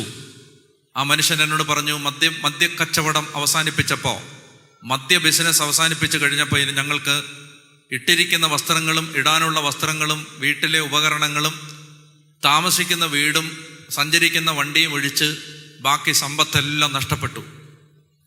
പാർട്ട്ണർഷിപ്പ് അവസാനിപ്പിച്ചപ്പോൾ ഹ്യൂജ് എമൗണ്ട് മറ്റേ ആൾക്ക് കൊടുക്കേണ്ടി വന്നു. എല്ലാം നഷ്ടപ്പെട്ടു. പക്ഷെ ആ മനുഷ്യൻ എന്നോട് പറഞ്ഞു, കണ്ണുനീരോടാ പറയുന്നേ, ആ മനുഷ്യൻ എന്നോട് പറഞ്ഞു, പക്ഷേ 12 വർഷമായി ഞങ്ങളുടെ ദാമ്പത്യത്തിൽ ഞങ്ങൾക്ക് മക്കളുണ്ടായിരുന്നില്ല. മദ്യക്കച്ചവടം അവസാനിപ്പിച്ചപ്പോൾ ദൈവം ഞങ്ങൾക്ക് കുഞ്ഞിനെ തന്നനുഗ്രഹിച്ചു. നിങ്ങൾ മനസ്സിലാക്കുക, മദ്യം പിശാചാണ്. മദ്യം മാറുന്നിടത്ത് ദൈവകൃപ വരും. അതിന് നിങ്ങൾ ലോകത്തെ ഏത് ദൈവശാസ്ത്രം കൊണ്ട് മദ്യപാനം നല്ലതാണെന്ന് സ്ഥാപിച്ചാലും, ബൈബിളിൽ നിന്ന് കാനായിലെ കല്യാണ വിരുന്നോ പൗലോസ് തിമോത്തിയോട് അല്പം വീഞ്ഞ് ഉപയോഗിച്ചുകൊള്ളുക എന്ന് പറഞ്ഞ വാക്യമോ അതനുസരിച്ചുള്ള മറ്റു വാക്യങ്ങളോ എടുത്ത് നിങ്ങളൊരു1000 പ്രാവശ്യം 1000 വാദഗതികളോടെ അതിന് നിങ്ങളെ സപ്പോർട്ട് ചെയ്യാൻ ലോകത്ത് ഏറ്റവും കരുത്തരായ വലിയ വലിയ വലിയ ധിഷണാശാലികളായ ആളുകളുണ്ടെങ്കിലും ഞാൻ നിങ്ങളോട് പറയുന്നു, ഞാൻ മനുഷ്യരുടെ ഇടയിൽ നിൽക്കുന്ന ഒരാളാണ്. തകർന്നടിഞ്ഞ ലക്ഷക്കണക്കിന് കുടുംബങ്ങളുടെ മുമ്പിൽ നിന്ന് ഞാൻ പറയുന്നു, മദ്യം പിശാചാണ്. മദ്യപിക്കുന്നവൻ രക്ഷപ്പെടില്ല. മദ്യം മാറ്റി നിർത്തേണ്ട തിന്മയാണ്. അത് വീട്ടിൽ നിന്ന് മാറ്റി നിർത്തണം, കൂട്ടായ്മയിൽ നിന്ന് മാറ്റി നിർത്തണം, വിശേഷാവസരങ്ങളിൽ നിന്ന് മാറ്റി നിർത്തണം, നമ്മൾ കൂടി വരുന്ന സന്ദർഭങ്ങളിൽ നിന്ന് മാറ്റി നിർത്തണം. സ്വകാര്യ ജീവിതത്തിൽ നിന്നും പൊതുജീവിതത്തിൽ നിന്നും പറിച്ച് ദൂരെ എറിയേണ്ട മഹാവിപത്താണ് മദ്യപാനവും ലഹരിയുടെ ഉപയോഗം. അതുകൊണ്ട് അതിൽ ദുരാസക്തിയുണ്ട്, അതിൽ പൈശാചികതയുണ്ട്. അവർക്ക് പറഞ്ഞേ ഹല്ലേലൂയാ, പറഞ്ഞേ ഹല്ലേലൂയാ. എൻ്റെ പ്രിയ സഹോദര സഹോദരി, അതുകൊണ്ട് വിശ്വാസി ഒരു തീരുമാനം എടുക്കണം. എൻ്റെ വീട്ടിൽ മദ്യം കയറ്റില്ല, എൻ്റെ ശരീരത്തിലും മദ്യം പ്രവേശിക്കാൻ ഞാൻ സമ്മതിക്കില്ല. ഞാൻ ആഫ്രിക്കയിൽ റുവാണ്ടയിൽ ഒരു ശുശ്രൂഷ ചെയ്തുകൊണ്ടിരിക്കുമ്പോൾ ഇംഗ്ലണ്ടിൽ നിന്നൊരു കുടുംബം അവിടെ മധ്യസ്ഥ പ്രാർത്ഥനയ്ക്കും ശുശ്രൂഷയ്ക്കും സഹായിക്കാൻ വേണ്ടി വന്നിരുന്നു. അപ്പോൾ ആ കുടുംബത്തിലെ ചേട്ടൻ, ഞാൻ വൈകുന്നേരം രാവിലെ തൊട്ട് വൈകുന്നേരം വരെ അവിടുത്തുകാർക്ക് വേണ്ടിയാണ്. ഞാൻ തന്നെ ഉള്ളൂ. ഞാൻ മടുത്തു. വേറെ 2 പേരുണ്ട്. കൂടുതൽ സമയം ഞാൻ ഇങ്ങനെ പ്രസംഗിക്കേണ്ടതുകൊണ്ട് ഞാൻ മടുത്തു. പിന്നെ മലയാളം പോലെ അല്ലല്ലോ, ഇംഗ്ലീഷ് പാടാ, മടുത്തു. അപ്പോൾ വൈകുന്നേരം ആകുമ്പോൾ 4 മണിയാകുമ്പോൾ എനിക്ക് സന്തോഷമാണ്. കാരണം ഒരു കാപ്പിയൊക്കെ കുടിച്ച് കുറച്ച് നേരം വെറുതെ ഇങ്ങനെ ഇരിക്കാം. അപ്പം ഞാനൊരു ചൂട് കാപ്പി എടുത്ത് അവിടെ ഇങ്ങനെ കാപ്പിയൊക്കെ കുടിച്ചുകൊണ്ടിരിക്കുന്ന സമയത്ത് അവിടുത്തെ അച്ഛൻ എനിക്ക് ഒരു പാക്കറ്റ് ചോക്ലേറ്റ് കൊണ്ടുവന്ന് തന്നു. അപ്പം ഞാൻ അതിൽ നിന്ന് ഒരു ചോക്ലേറ്റ് എടുത്ത് ഇങ്ങനെ തിന്നുകൊണ്ടിരിക്കുമ്പോൾ ഈ UK നിന്ന് വന്ന ചേട്ടൻ അങ്ങോട്ട് വന്നു. അപ്പം ഞാൻ പറഞ്ഞു, ചേട്ടാ നല്ല 1-ാം തരം ചോക്ലേറ്റാന്ന് പറഞ്ഞു. ഒരെണ്ണം കഴിക്കാൻ പറഞ്ഞു. അപ്പം ഞാൻ ഈ ചേട്ടന് ഈ ചോക്ലേറ്റ് കൊടുക്കുമ്പോൾ അദ്ദേഹം അത് വാങ്ങിയിട്ട് അതിലിങ്ങനെ നോക്കിയിട്ട് പറഞ്ഞു, അച്ഛാ ഇതിൽ റമ്മൊഴിച്ച ചോക്ലേറ്റാണോ? ഈ ചില ചോക്ലേറ്റിൻ്റെ അകത്ത് ഈ ഒരു ഡ്രോപ്പ് മദ്യം കാണും, അങ്ങനത്തെ ചോക്ലേറ്റ് ഉണ്ട്. ഇതാ റമ്മൊഴിച്ച ചോക്ലേറ്റ് ആണെന്നോ? ഞാൻ പറഞ്ഞു, റമ്മൊഴിച്ച ചോക്ലേറ്റാണ്, ഞാൻ തിന്നുവോ? ഇതിനകത്ത് റമ്മൊന്നുമില്ല, ഇത് നല്ല 1-ാം തരം ചോക്ലേറ്റാണ്, ചേട്ടൻ തിന്ന്. അപ്പം ഈ മനുഷ്യൻ തിരിച്ച്, ഇല്ലില്ല ഇത് ആ ചോക്ലേറ്റാണെന്ന് എനിക്ക് തോന്നുന്നു. ഞാൻ പറഞ്ഞു, അല്ലെന്ന് ഞാൻ പറഞ്ഞില്ലേ. എൻ്റെ പ്രിയപ്പെട്ട സഹോദരങ്ങളെ, ഈ മനുഷ്യൻ ആ ചോക്ലേറ്റ് കഴിച്ചില്ല. അദ്ദേഹം പറഞ്ഞൊരു കാര്യമുണ്ട്, അച്ഛൻ പറഞ്ഞു, ഞാൻ വിശ്വസിക്കുന്നു, എന്നാൽ എനിക്കൊരു സംശയം, ഇത് മറ്റേ ആ റമ്മൊഴിച്ച ചോക്ലേറ്റ് ആണോ? ഒരു സംശയത്തിൻ്റെ ആനുകൂല്യത്തിൽ പോലും ഒരു ഡ്രോപ്പ് മദ്യം എൻ്റെ ശരീരത്തിൽ കയറാൻ ഞാൻ ആഗ്രഹിക്കുന്നില്ല. ഞാൻ ആ കാപ്പിയും കുടിച്ച് കുറേ നേരം ഇങ്ങനെ സ്റ്റക്കായിട്ടിരുന്നു. ഇതിനകത്ത് റമ്മില്ല, ഇതിനകത്ത് മദ്യമില്ല. പക്ഷേ ഒരു സംശയത്തിൻ്റെ ആനുകൂല്യം കൊടുത്തു പോലും എൻ്റെ ശരീരത്തിൽ ഒരു തുള്ളി മദ്യം കയറാൻ ഞാൻ സമ്മതിക്കത്തില്ല. അത് ഞാൻ എൻ്റെ ദൈവത്തിന് കൊടുത്ത ഒരു വാക്കാണ്. അപ്പം അങ്ങനെ കേൾക്കുന്ന സമയത്ത് നമുക്ക് ചിന്തിക്കും, ഇത്രയും സ്ക്രൂപ്പുലസ് ആവണോ, ഇത്രയും ഫനാറ്റിക് ആവണോ? ഇതിനകത്തില്ലല്ലോ. 100 ന്യായം വേണം നമുക്ക് പറയാം. പക്ഷെ എനിക്ക് ഒരുപാട് ഒരുപാട് ഒരുപാട് ഒരുപാട് ബഹുമാനം ആ മനുഷ്യനോട് തോന്നി. ഞാൻ ചിന്തിച്ചു, എൻ്റെ ദൈവമേ, ഒരു തുള്ളി മദ്യം പോലും തൻ്റെ ശരീരത്തിൽ പ്രവേശിക്കാതിരിക്കാൻ ഒരു പാവപ്പെട്ട കുടുംബനാഥൻ എടുക്കുന്ന അയാളുടെ നീതിനിഷ്ഠയും ധർമ്മബോധവും ദൈവത്തോടുള്ള സ്നേഹവും. ലക്ഷക്കണക്കിന് കുടുംബങ്ങൾ മദ്യം കൊണ്ട് നശിച്ചില്ലാതാവുന്ന സമയത്ത് ഒരു മനുഷ്യൻ പറയാണ്, ഞാൻ മദ്യപാനത്തോട് ഒരു യുദ്ധം പ്രഖ്യാപിച്ചിരിക്കുകയാണ്. ഒരു ഡ്രോപ്പ് മദ്യം പോലും എൻ്റെ ശരീരത്തിൽ പ്രവേശിക്കാൻ ഞാൻ സമ്മതിക്കത്തില്ല. ഇനി വായിക്കാം എഫേസോസ് 5 2-ാമത്തെ കാരണം. 1 ഞാൻ പറഞ്ഞു, അതിൽ ദുരാസക്തിയുണ്ട്. 2-ാമത്തെ കാരണം, മറിച്ച് നിങ്ങൾ നിങ്ങൾ പൂരിതരാകേണ്ടത് മദ്യത്താലല്ല, ലഹരി പിടിക്കേണ്ടത് മദ്യത്താലല്ല, പിന്നെ എന്തിനാലാണ്? ഇതാണ് രണ്ടാമത്തെ കാരണം. എന്തെന്നറിയാമോ? മദ്യവും പരിശുദ്ധാത്മാവും എക്സ്ട്രീം ഓപ്പോസിറ്റാണ്. മദ്യപിക്കുന്നവനിൽ പരിശുദ്ധാത്മാവ് ഉണ്ടാവില്ല, പരിശുദ്ധാത്മാവ് ഉള്ളവൻ മദ്യപിക്കാറില്ല. പറഞ്ഞേ ഹല്ലേലൂയ. ഇത് മ്യൂച്വലി എക്സ്ക്ലൂസീവാണ്. ശ്രദ്ധിക്കാൻ നിങ്ങൾ, ഇത് മ്യൂച്വലി എക്സ്ക്ലൂസീവാണ്. ഇതിന് ബൈബിളിലെ 2 ടെക്സ്റ്റുകൾ ഞാൻ കാണിച്ചു തരാം. 2 അല്ല 3 ഉണ്ട്. യഥാർത്ഥത്തിൽ 3 കാര്യങ്ങൾ ബൈബിളിൽ ഇതിന് ആധാരമായിട്ട്, ഇതിന് സപ്പോർട്ടിംഗ് ആയിട്ടുണ്ട്. എന്തൊക്കെയാണ്? ഒന്നാമത്തേത് ഇതാണ്. അതായത് മദ്യം, നിങ്ങൾ വീഞ്ഞു കുടിച്ച് ലഹരി പിടിക്കരുത്, പകരം ആത്മാവിനാൽ പൂരിതരാകുവിൻ, ആത്മാവിനാൽ ലഹരി പിടിക്കുവിൻ. കേൾക്കുന്നുണ്ടോ? അപ്പൊ ഇവിടെ പറയാണ്, നിങ്ങൾ മദ്യപിച്ച് ലഹരി പിടിക്കരുത്, പരിശുദ്ധാത്മാവിൽ ലഹരി പിടിക്കുവിൻ. ഇതവിടെ നിൽക്കട്ടെ. ഇനി അടുത്തത്, അപ്പസ്തോലന്മാര് പെന്തക്കോസ്തായിൽ പരിശുദ്ധാത്മാവിനാൽ നിറഞ്ഞപ്പോൾ പരിശുദ്ധാത്മ അഭിഷേകം കണ്ടു നിന്ന ആളുകൾ തെറ്റിദ്ധരിച്ചത് അവർ മദ്യപിച്ചിരിക്കുകയാണെന്നാണ്. വായിക്കാം. അപ്പസ്തോല പ്രവർത്തനം 2-ാം അധ്യായം. അപ്പസ്തോല പ്രവർത്തനം 2-ാം അധ്യായം. അപ്പസ്തോല പ്രവർത്തനം 2-ാം അധ്യായം. അവിടെ അപ്പസ്തോലന്മാര് പരിശുദ്ധാത്മാവിനാൽ നിറഞ്ഞപ്പോ, വാക്യം 12-13, ഇതിൻ്റെ എല്ലാം അർത്ഥം എന്ത് എന്ന് പരസ്പരം ചോദിച്ചുകൊണ്ട് എല്ലാവരും വിസ്മയിക്കുകയും പരിഭ്രമിക്കുകയും ചെയ്തു. എന്നാൽ മറ്റു ചിലർ പരിഹസിച്ച് പറഞ്ഞു, പുതുവീഞ്ഞ് കുടിച്ച്. അപ്പൊ കണ്ടോ, പരിശുദ്ധാത്മാവ് നിറഞ്ഞത് കണ്ടപ്പോൾ അത് കണ്ടു നിന്ന ആളുകൾ പറയുകയാണ്, ഇവര് കുടിച്ചു പൂസായിരിക്കുകയാണ്. അതായത് പരിശുദ്ധാത്മാവ് നിറയുന്നതും മദ്യപിച്ചിരിക്കുന്നതും ഒരുപോലാണെന്ന് ഇവർക്ക് തോന്നുകയാണ്. മദ്യത്തിന് ഇംഗ്ലീഷിലെ വാക്ക് സ്പിരിറ്റ് എന്നാണ്, പരിശുദ്ധാത്മാവ് ഹോളി സ്പിരിറ്റാണ്. 2 സ്പിരിറ്റാണ്. അതായത് നിങ്ങൾ മദ്യം കൊണ്ട് നിറഞ്ഞാൽ ഹോളി സ്പിരിറ്റ് കൊണ്ട് നിറയാൻ പറ്റില്ല. ഹോളി സ്പിരിറ്റ് കൊണ്ട് നിറഞ്ഞാൽ നിങ്ങൾക്ക് മദ്യം കൊണ്ട് നിറയേണ്ട ആവശ്യമില്ല. ഇത് 2 എക്സ്ക്ലൂസീവാണ്, ഒന്നൊന്നിനെ ഒഴിവാക്കും. നാസീർ വ്രതം എടുക്കുമ്പോൾ, പഴയ നിയമത്തിൽ നാസീർ വ്രതം, ഒരു വ്യക്തി ദൈവത്തിന് തന്നെ സമർപ്പിക്കുന്ന സമയത്ത് കൃത്യമായ ഒരു നിബന്ധന അവിടെ നൽകിയിരുന്നു. നാസീർ വ്രതം എടുക്കുന്ന ആളുകൾ മദ്യവുമായി ഒരു തരത്തിലുള്ള ഒരു സമ്പർക്കവും ചെയ്യാൻ പാടില്ല എന്ന് ദൈവം നിർദ്ദേശിച്ചിരുന്നു. ഒന്നോർക്കെ പറഞ്ഞേ ഹല്ലേലൂയ, പറഞ്ഞേ ഹല്ലേലൂയ. സംഖ്യയുടെ പുസ്തകം 6-ാം അധ്യായം, പെട്ടെന്നെടുക്ക്. സംഖ്യയുടെ പുസ്തകം 6-ാം അധ്യായം 1 മുതലുള്ള വാക്യങ്ങൾ. കർത്താവ് മോശയോട് അരുളി ചെയ്തു, ഇസ്രായേൽ ജനത്തോട് പറയുക, കർത്താവിന് സ്വയം സമർപ്പിക്കുന്നതിന് നാസീർ വ്രതം എടുക്കുന്നയാൾ സ്ത്രീ ആയാലും പുരുഷനായാലും ഇപ്രകാരം ചെയ്യണം. വീഞ്ഞും ശക്തിയുള്ള ലഹരിപാനീയങ്ങളും വർജിക്കണം. അവയിൽ നിന്നുണ്ടാക്കിയ വിനാഗിരി കുടിക്കരുത്. മുന്തിരിയിൽ നിന്നുണ്ടാക്കിയ എന്തെങ്കിലും പാനീയം കുടിക്കുകയോ പഴുത്തതോ ഉണങ്ങിയായ മുന്തിരിങ്ങ തിന്നുകയരുത്. വ്രതകാലം മുഴുവൻ മുന്തിരി എന്ന് പറഞ്ഞാൽ അവരൊരു തരത്തിലും അവരുടെ ഉള്ളിൽ ആൽക്കഹോൾ ചെല്ലാൻ സമ്മതിക്കരുത് എന്ന വിധത്തിൽ അത്രയും കർക്കശമായിരുന്നു ദൈവത്തിന് പ്രതിഷ്ഠിക്കപ്പെട്ട നാസീർ വ്രതമെടുത്ത ആളുകളോടുള്ള നിബന്ധന. ഈ ചിന്തയിലാണ് ലൂക്കാ സുവിശേഷത്തിന്റെ 1-ാമത്തെ അധ്യായത്തിൽ ഞാൻ മദ്യവും പരിശുദ്ധാത്മാവും തമ്മിലുള്ള വ്യത്യാസം, അല്ലെങ്കിൽ മദ്യപാനവും പരിശുദ്ധാത്മ അഭിഷേകവും 2 എക്സ്ട്രീമിൽ നിൽക്കുന്ന കാര്യങ്ങളാണ്. അതുകൊണ്ട് പരിശുദ്ധാത്മാവ് വേണ്ടവര് മദ്യത്തോട് ഒരകലം പാലിക്കണം. കുടുംബത്തിൽ ദൈവാത്മാവ് ഉണ്ടാകണമെന്ന് ആഗ്രഹിക്കുന്നവർ മദ്യത്തോട് അകലം പാലിക്കണം. ലൂക്കാ സുവിശേഷം 1-ാമത്തെ അധ്യായം വാക്യം 13 മുതൽ. ലൂക്ക 1:13 മുതൽ വായിക്കാം. ദൂതൻ, ഉറക്കെ വായിക്കാമോ? ദൂതൻ അവനോട് പറഞ്ഞു, സക്കറിയ ഭയപ്പെടേണ്ട, നിന്റെ പ്രാർത്ഥന കേട്ടിരിക്കുന്നു. നിന്റെ ഭാര്യ എലിസബത്തിൽ നിനക്കൊരു പുത്രൻ ജനിക്കും. യോഹന്നാൻ എന്ന് പേരിടണം. നിനക്ക് ആനന്ദവും സന്തുഷ്ടിയും ഉണ്ടാകും. അനേകർ അവന്റെ ജനനത്തിൽ ആഹ്ലാദിക്കുകയും ചെയ്യും. കർത്താവിന്റെ സന്നിധിയിൽ അവൻ വലിയവനായിരിക്കും. ഉറക്കെ വായിക്ക്. വീഞ്ഞോ ലഹരി പാനീയങ്ങളോ അവൻ കുടിക്കുകയില്ല. അടുത്ത വാക്യം, അമ്മയുടെ ഉദരത്തിൽ വെച്ച് തന്നെ. കണ്ടോ നിങ്ങൾ? ഇത് 2 അടുത്തടുത്ത് പറയുന്നുണ്ടോ? എഫെസോസിൽ പറഞ്ഞുണ്ടായിരുന്നോ? വീഞ്ഞു കുടി ചുന്മത്തനാകരുത്, മറിച്ച് ആത്മാവിനാൽ പോരുത്. ഇവിടെ പറയാണ് അവൻ വീഞ്ഞു കുടിക്കത്തില്ല. കാരണം എന്താണ്?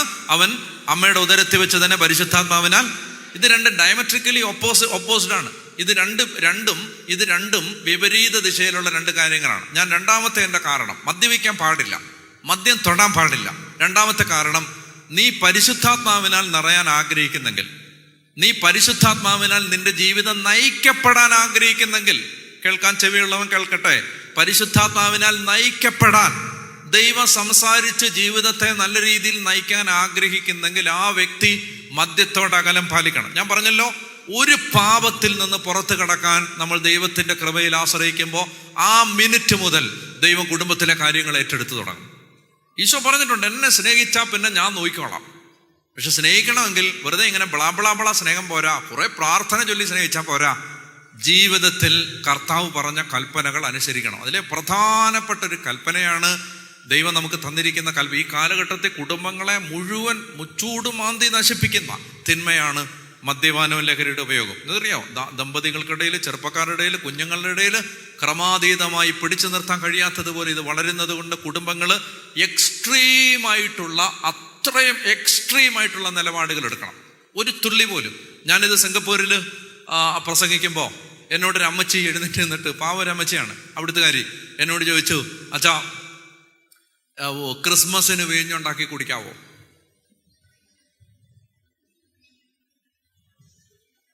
പറ. ഞാൻ ഇതിൻ്റെ ശരിതെറ്റുകൾ പറയാനല്ല വന്നത്. ക്രിസ്മസിന് നിങ്ങൾ വീഞ്ഞുണ്ടാക്കി കുടിക്കാമോ? അതിനകത്ത് 1% ആൽക്കഹോളേ ഉള്ളൂ, ഒരു 0.5%. നമ്മൾ എന്താ ചെയ്യേണ്ടതെന്ന് ഞാൻ പറയട്ടെ. നമ്മൾ ഈ ഡിപ്പാർട്ട്മെന്റിനോട് എന്നേക്കുമായി ഒരു വിട പറയുന്നു. അതിന് ക്രിസ്മസിന് കേക്കിൻ്റെ കൂടെയോ അതിന് വിശേഷം അങ്ങനെയൊന്നുമില്ല. അതായത് നമ്മൾ തീരുമാനിക്കേണ്ടത് എന്തുകൊണ്ടെന്നറിയാം? ഇനി ക്രിസ്മസിന് കേക്ക് തരുന്ന കൂട്ടത്തിൽ ഇത്രയുള്ള ചെറിയൊരു ബോട്ടിൽ ഇത്തിരി വീഞ്ഞു കുടിച്ചാൽ എന്തെങ്കിലും കുഴപ്പമുണ്ടോ? കുഴപ്പമൊന്നുമില്ല. പക്ഷെ നമ്മളൊരു യുദ്ധത്തിലാണ്. ആ യുദ്ധം പ്രഖ്യാപിച്ചിരിക്കുന്നവർക്ക് ആ ചെറിയ ബോട്ടിലും പ്രശ്നമാണ്. നമ്മൾ യുദ്ധം പ്രഖ്യാപിച്ചിരിക്കുന്നവരാണ്. നമ്മൾ ദൈവത്തിന്, അതായത് ഈ കാലഘട്ടത്തിൽ നമ്മുടെ ക്രിസ്തീയ കുടുംബങ്ങളെ കൊന്നുകളയുന്ന ഒരു തിന്മയ്ക്കെതിരെ നമ്മൾ യുദ്ധം പ്രഖ്യാപിക്കുകയാണ്. അതിൻ്റെ ഭാഗമായിട്ട് നമ്മൾ തീരുമാനിക്കുകയാണ്, വീഞ്ഞോ ലഹരി പാനീയങ്ങളോ ഞങ്ങൾ തൊടില്ല. ഇത് ഞങ്ങളുടെ നിലപാടാണ്. എന്തിനു വേണ്ടിയാണ്? കുടിച്ച് കൂത്താടി ജീവിതം നശിപ്പിച്ച ഞങ്ങളുടെ അപ്പന് വേണ്ടി, ഞങ്ങളുടെ സഹോദരന് വേണ്ടി, ഞങ്ങളുടെ അനിയന് വേണ്ടി, ഞങ്ങളുടെ കുഞ്ഞിന് വേണ്ടി, ഡ്രഗിന് അടിമപ്പെട്ട് സ്വന്തം അമ്മയുടെ നഗ്നചിത്രം എടുക്കുന്ന ഞങ്ങളുടെ ഈ ഇടവകയിലെ കുഞ്ഞിന് വേണ്ടി ഞങ്ങളൊരു യുദ്ധം പ്രഖ്യാപിക്കുകയാണ്. ഞങ്ങൾ ക്രിസ്മസിന് ഇത്രയും വൈനും തൊടില്ല. നിങ്ങൾക്ക് എൻ്റെ ആർഗ്യുമെന്റ് മനസ്സിലായോ? അതിൻ്റെ ശരി തെറ്റ് പറഞ്ഞുകൊണ്ടിരിക്കാനല്ല ഞാൻ പറയുന്നത്. ഇതിന് ഇത്രയും കുടിച്ചാൽ കുഴപ്പമുണ്ടോ, അത്രയും കുടിച്ചപ്പോൾ പൂസായില്ല, അതിനകത്ത് അതൊന്നുമല്ല ഞാൻ പറയുന്നത്. നമ്മൾ ഈ വിഷയത്തിൽ യുദ്ധം പ്രഖ്യാപിക്കുകയാണ്. പറഞ്ഞേ ഹല്ലേലൂയ. അതുകൊണ്ട് നമ്മൾ തൊടില്ല. കാരണം ഞങ്ങൾക്ക് നശിച്ചുകൊണ്ടിരിക്കുന്ന ഞങ്ങളുടെ തലമുറയെ വീണ്ടെടുക്കണം. അതുകൊണ്ട് ഞങ്ങൾ തീരുമാനിക്കുകയാണ്, ഞങ്ങളുടെ കുടുംബത്തിൽ വല്യപ്പൻ, വല്യമ്മ, ചേട്ടൻ, ചേച്ചി, മനസ്സിലായി? ഇന്ന് പല ക്രിസ്തീയ കുടുംബങ്ങളിലും വിശേഷാവസരങ്ങളിൽ ആളുകൾ ഒരുമിച്ച് വരുമ്പോൾ കുപ്പിയും കൊണ്ടാ വരുന്നത്.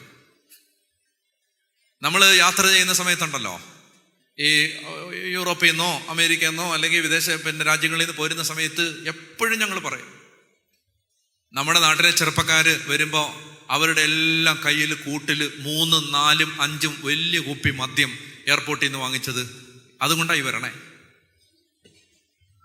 എൻ്റെ പൊന്ന് സഹോദര സഹോദരി, ഈ പിശാചിനെ കൊണ്ടാണ് നമ്മൾ വരുന്നത്. ഞാൻ നിങ്ങളോട് പറയുകയാണ്, നിങ്ങൾ വിദേശത്ത് ജോലി ചെയ്യുന്നവരാണെങ്കിൽ നിങ്ങൾ നാട്ടിൽ വരുമ്പോൾ നിങ്ങൾ മദ്യം കൊണ്ട് കൊടുത്ത് നിങ്ങളുടെ പ്രിയപ്പെട്ടവരെ സ്നേഹിക്കരുത്. കാരണം ആ മദ്യലഹരിയിൽ അവരുടെ ഉള്ളിൽ വരുന്ന ചിന്ത, അവർ പറയുന്ന വാക്ക്, അവർ ചെയ്യുന്ന പ്രവൃത്തിക്കെല്ലാം ഈ മദ്യം വാങ്ങിക്കൊടുത്ത ആള് ഉത്തരവാദിയാണ്. എന്നോടൊരു സഹോദരി പറഞ്ഞു, എൻ്റെ ബ്രദറിന് വേണ്ടി പ്രാർത്ഥിക്കണം, ഭയങ്കര മദ്യപാനിയാണ്. ഞാൻ പറഞ്ഞു, ഞാൻ ഒരു കാര്യം പറയട്ടെ, നീ ആ രാജ്യത്ത് നിന്ന് അവധിക്ക് വന്നപ്പോൾ നീ കൊടുത്തിട്ടില്ലേ അവന് മദ്യം? ആള് പറഞ്ഞുകൊണ്ട് ഞാൻ കൊടുത്തിട്ടുണ്ട്. ഞാൻ പറഞ്ഞു, നീ മുട്ടേ നിൽക്ക്, അവനെ കൊടിയ മദ്യപാനിയാക്കിയതിൽ നിനക്കുണ്ട് പങ്ക്. നീ ഇന്ന് വരെ പറഞ്ഞിട്ടുണ്ടോ നിനക്ക് ഞാൻ മദ്യം വാങ്ങിച്ചുകൊണ്ട് തരില്ല എന്ന്? ഇപ്പൊ അവൻ മുഴുക്കുടിയനായി, ഇപ്പൊ അവനെ നിയന്ത്രിക്കാൻ പറ്റാതായി. പറഞ്ഞ ഹല്ലേലൂയ. ഒരാത്മാവ്, നിങ്ങൾ ശ്രദ്ധിച്ചോണം, ഒരാത്മാവ് നശിക്കാതിരിക്കാൻ കർത്താവ് ദൈവം തൻ്റെ മകനെ ബലിയാക്കിയെങ്കിൽ, ഒരാത്മാവിനെ നശിപ്പിക്കാൻ നമ്മൾ ഈ ഒഴിച്ചു കൊടുക്കുന്ന കാരണമാവുമെങ്കിൽ അത് ചെറിയൊരു ബാധ്യതയല്ലെന്ന് കുടുംബങ്ങൾ ഓർത്തോണം. അത് ചെറിയൊരു കണക്കല്ല. ജോലിക്ക് വരുന്നവർക്ക്, കൂലിക്ക് വരുന്നവർക്ക്, വീട്ടിൽ പണിയെടുക്കാൻ വരുന്നവർക്ക്, കൂട്ടുകാർക്ക്, നാട്ടുകാർക്ക് മദ്യം വെച്ച് വിളമ്പുന്ന കുടുംബങ്ങളോട് യേശുക്രിസ്തുവിൻ്റെ നാമത്തിൽ ഞാൻ പറയുന്നു, പ്രിയപ്പെട്ട മക്കളെ, ഇത് മാരകമായ തിന്മയാണ്. അത് ചെയ്യരുത്. നിങ്ങൾക്ക് 10 മിനിറ്റ് നേരത്തേക്ക് അവർ നിങ്ങളെക്കുറിച്ച് നല്ല അഭിപ്രായം പറയുമായിരിക്കും. ചെയ്യരുത്. നമ്മൾ ഒഴിച്ചു കൊടുത്ത മദ്യവും കൊണ്ട് ഒരു മനുഷ്യൻ, ഇപ്പൊ കഴിഞ്ഞ ദിവസം എൻ്റെ കൂട്ടായ്മയിലുള്ളൊരു സഹോദരൻ ഒരു ജീവിതം പറഞ്ഞു. അതായത് ഒരു മനുഷ്യൻ ഇതുപോലെ ജോൺ ബോളിനെ പോലെ മദ്യം ഉപയോഗിച്ചുകൊണ്ടിരുന്ന ആള് മദ്യപാനം നിർത്തിയിട്ട് അയാൾ മാനസാന്തരപ്പെട്ടു, വചനപ്രഘോഷകനായി. വീട്ടിലിങ്ങനെ ഇരിക്കുന്ന സമയത്ത് സന്ധ്യയാവുമ്പോൾ അപ്പുറത്തെ വീട്ടിൽ നിന്ന് ഒരു പാവപ്പെട്ട ചേച്ചി തല്ലും കൊണ്ട് കരഞ്ഞോണ്ട് ഓടി വന്ന് ഈ വീട്ടിലേക്ക് കയറും. എന്നിട്ട് ഇവിടെ കിടന്നുറങ്ങും. രാവിലെ പോവും. അയാൾ ഭർത്താവ് കള്ളു കുടിച്ചിട്ട് ഇടിക്കുന്നതാണ്. ഓരോ തവണ ഈ ഭാര്യ തല്ലും കൊണ്ട് ആ വീട്ടിൽ നിന്ന് ഓടിക്കയറി ഇങ്ങോട്ട് വരുമ്പോൾ ഈ സുവിശേഷകൻ ഇരുന്ന് കരയും. എന്താ കാര്യം എന്നറിയാമോ? അയലോക്കത്തവനെ കുടി പഠിപ്പിച്ചത് ഇയാളാണ്. ഇയാൾ മാനസാന്തരപ്പെട്ടു. പക്ഷെ അപ്പുറത്തവൻ ഇതുവരെ കുടി നിർത്തിയിട്ടില്ല. അവൻ്റെ ഭാര്യയ്ക്ക് ഓരോ തല്ല് കിട്ടുമ്പോഴും ആ മനുഷ്യൻ പറയാണ്, ആ തല്ല് എനിക്കിട്ടാണ് കിട്ടുന്നത്. കാരണം അവനെ കുടി പഠിപ്പിച്ചത്, കുടിക്കടാ കുടിക്കടാ കുടിക്കടാ എന്ന് പറഞ്ഞ് അവനെ കുടി പഠിപ്പിച്ചത് ഞാനാണ്. അപ്പനും മക്കളും ഒരുമിച്ചിരുന്ന്, ഭാര്യയും ഭർത്താവും ഒരുമിച്ചിരുന്ന്, മാതാപിതാക്കളും മക്കളും ഒരുമിച്ചിരുന്ന് കള്ളു കുടിക്കുന്നത് സംസ്കാരത്തിൻ്റെ ലക്ഷണമായിട്ട് കാണരുത്. നാളെ നിങ്ങളുടെ കൺമുമ്പിൽ ഇവർ കിടന്ന് വിഷമിക്കുന്നത് കണ്ട് നിങ്ങൾ കരയേണ്ടി വരും. അതുകൊണ്ട് പരിശുദ്ധാത്മാവ് ആ കുടുംബങ്ങളിൽ നിറയില്ല എന്നൊക്കെ പറഞ്ഞേ ഹല്ലേലൂയ. പരിശുദ്ധാത്മാവ് ആ കുടുംബങ്ങളിൽ. പണ്ടൊരു ചേച്ചി അങ്ങനെ പ്രാർത്ഥിച്ച് ഈ ചേട്ടനെ ധ്യാനത്തിന് വിട്ടു. ആ ചേട്ടൻ ധ്യാനം വന്നുകൂടി മാനസാന്തരപ്പെട്ടു. ഈ ഷോക്കേസിനകത്ത് ഇങ്ങനെ കേസ് കണക്കിന് മദ്യം വെച്ചിട്ടുണ്ടായിരുന്നു അലമാരിക്കകത്ത്. അപ്പോൾ അയാൾ ധ്യാനം കഴിഞ്ഞിട്ട് തിരിച്ച് വന്നിട്ട് മദ്യം എല്ലാം എടുത്തിട്ട് വാഷ് ബേസിനടുത്തേക്ക് ചെന്ന് അതിൻ്റെ അടപ്പൂരി അതിങ്ങനെ കളഞ്ഞുകൊണ്ടിരിക്കുമ്പോൾ ഭാര്യ വന്നിട്ട് കയറി കൈ പിടിച്ചു. നിങ്ങളെന്തോ കാണിക്കുന്നതെന്ന് ചോദിച്ചു.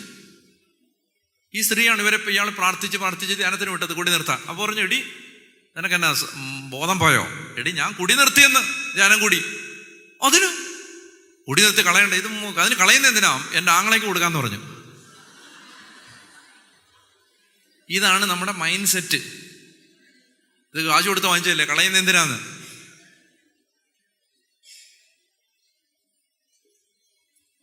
ആത്മാവിനാൽ പൂരിതരാകുവിൻ. നിങ്ങൾക്ക് എന്ത് വേണം?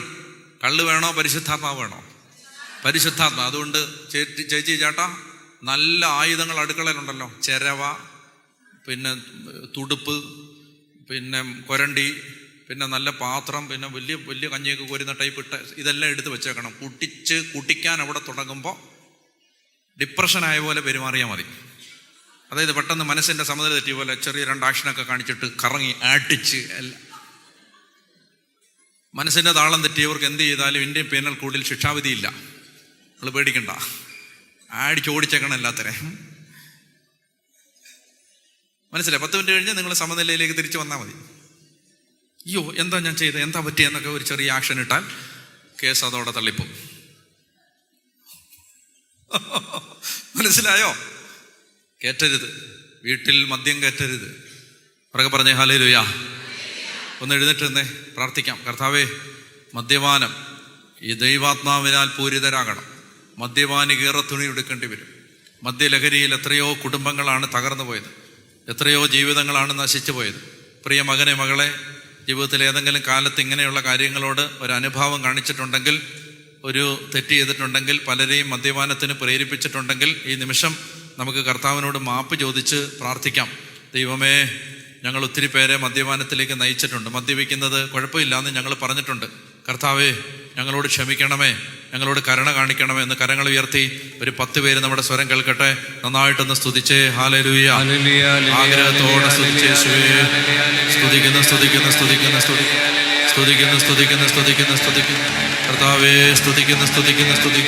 ദൈവമേ, ആരാധന. ദൈവമേ, ആരാധന. ദൈവമേ, ആരാധന. എടുക്കാം ജെറമിയ പ്രവചനം 35-ാമത്തെ അധ്യായം. നല്ല മഴയായിരുന്നു ഇവിടെ. എങ്ങനെയായിരുന്നു? പെരുമഴയായിരുന്നോ? നല്ല മഴ പെയ്തോ? സന്തോഷമായോ?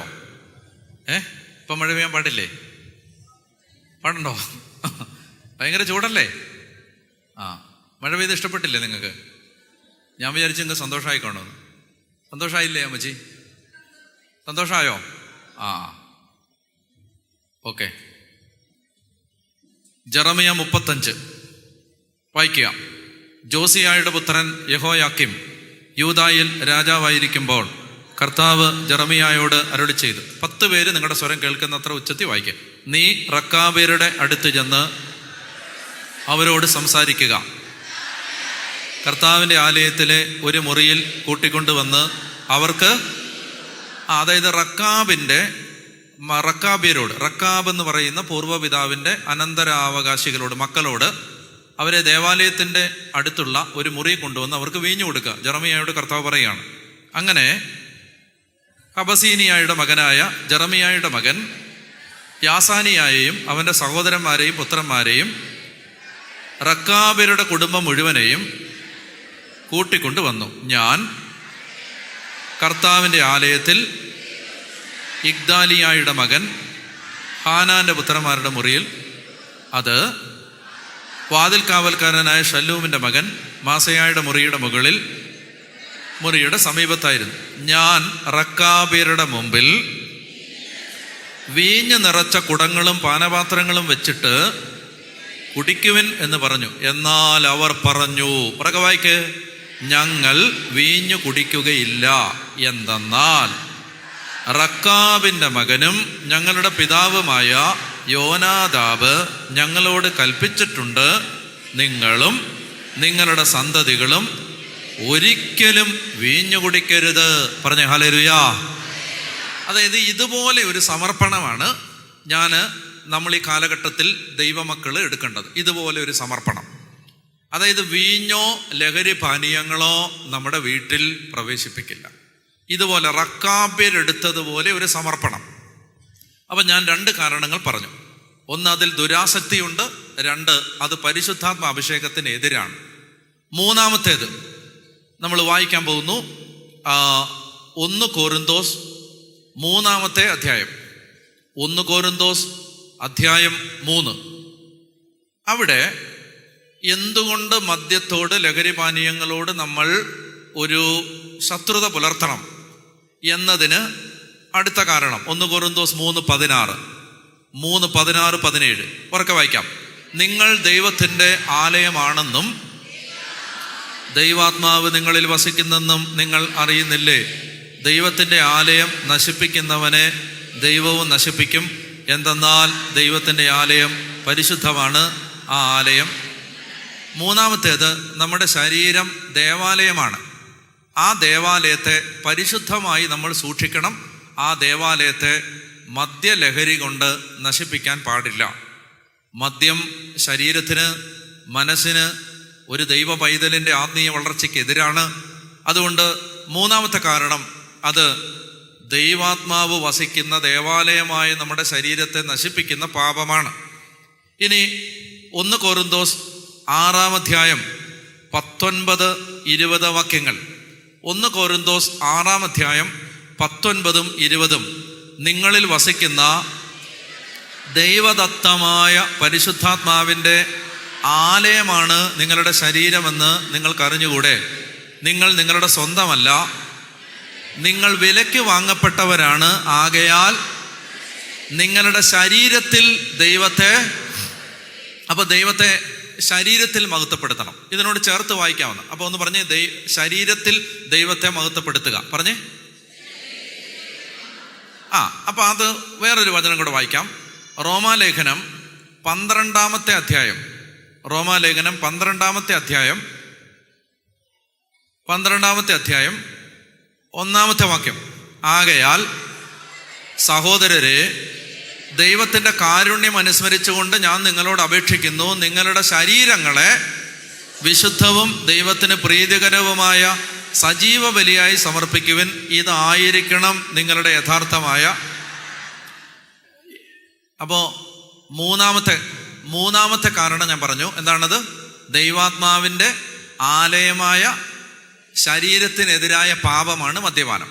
3. 4-മത്തെ കാരണം, എന്തുകൊണ്ട് മദ്യപാനം പാടില്ല? നാലാമത്തെ കാരണം, നമ്മൾ ശരീരത്തെ വിശുദ്ധമായിട്ട് ഈ മദ്യലഹരിയിൽ നിന്നും ഡ്രഗിൽ നിന്നും സൂക്ഷിച്ചാൽ അത് ദൈവത്തിന് സമർപ്പിക്കുന്ന യഥാർത്ഥമായ ഒരു ആരാധനയാണ്.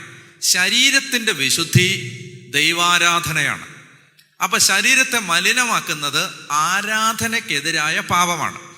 ശരീരത്തെ വിശുദ്ധമായി സൂക്ഷിക്കുന്നത് ദൈവാരാധനയാണ്. ശരീരത്തെ മലിനമാക്കുന്നത് ദൈവാരാധനയ്ക്കെതിരായ പാപമാണ്. അതുകൊണ്ട് മദ്യപിക്കുമ്പോൾ നമ്മൾ ദൈവത്തെ ആരാധിക്കുന്നതിന് വിപരീതമായ ഒരവസ്ഥയിലേക്ക് പോവുകയാണ്. ശരീരത്തിൽ നമ്മൾ ദൈവത്തെ മഹത്വപ്പെടുത്തുന്നില്ല. ഇതാണ് എത്രാമത്തെ കാരണമാണ്? നാലാമത്തെ കാരണം. ഇനി അടുത്ത വചനം വായിക്കാം. ഗലാത്യർ 5:21. ഗലാത്യർ പെട്ടെന്ന് ഇനി നമുക്ക് വായിച്ചു പോകണം. ഗലാത്യർ 5:21 വായിക്കുക. ഗലാത്യർ 5:21 വായിക്കുക. അപ്പൊ ഇങ്ങനെ വായിച്ചു. 19 മുതൽ ജഡത്തിന്റെ വ്യാപാരങ്ങൾ എല്ലാവർക്കും അറിയാം.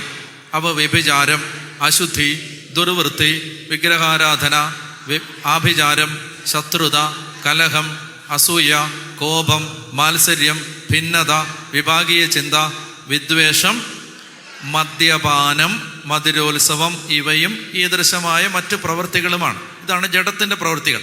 ഇത്തരം പ്രവൃത്തികളിൽ ഏർപ്പെടുന്നവർ ദൈവരാജ്യം അവകാശപ്പെടുത്തുകയില്ല.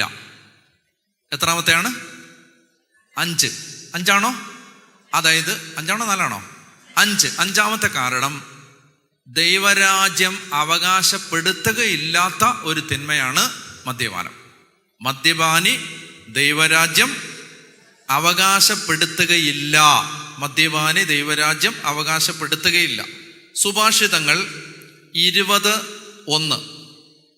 സുഭാഷിതങ്ങൾ 20:1. സുഭാഷിതങ്ങൾ 20:1 കിട്ടിയോ? വായിച്ചോ.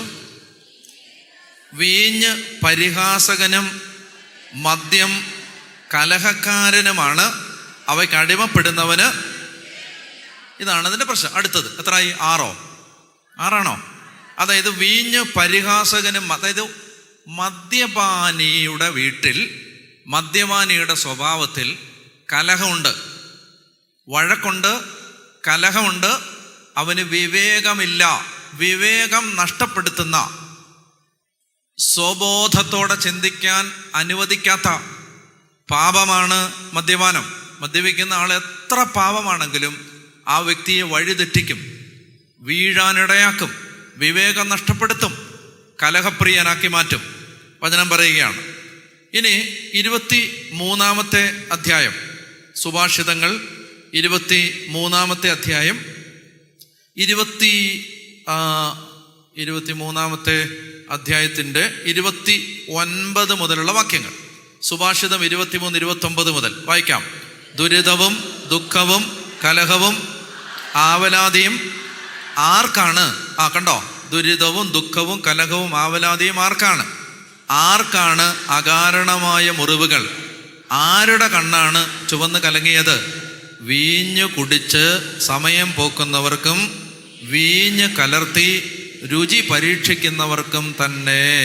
ചഷകങ്ങളിൽ വീഞ്ഞ് ചമന്ന് തിളങ്ങി കവിഞ്ഞൊഴുകുന്നത് നോക്കിയിരിക്കരുത്. അവസാനം അത് പാമ്പിനെ പോലെ കടിക്കുകയും അണലിയെപ്പോലെ കൊത്തുകയും ചെയ്യും. അപ്പോൾ നീ വിചിത്ര കാഴ്ചകൾ കാണുകയും വികടത്വം ജൽപ്പിക്കുകയും ചെയ്യും. നീ നടുക്കടലിൽ അകപ്പെട്ടവനെ പോലെയും പാമരത്തിന്റെ മുകളിൽ തൂങ്ങിക്കിടക്കുന്നവനെ പോലെയും ആയിത്തീരും. പറഞ്ഞേ ഹല്ലേലൂയാ, പറഞ്ഞേ ഹല്ലേലൂയാ.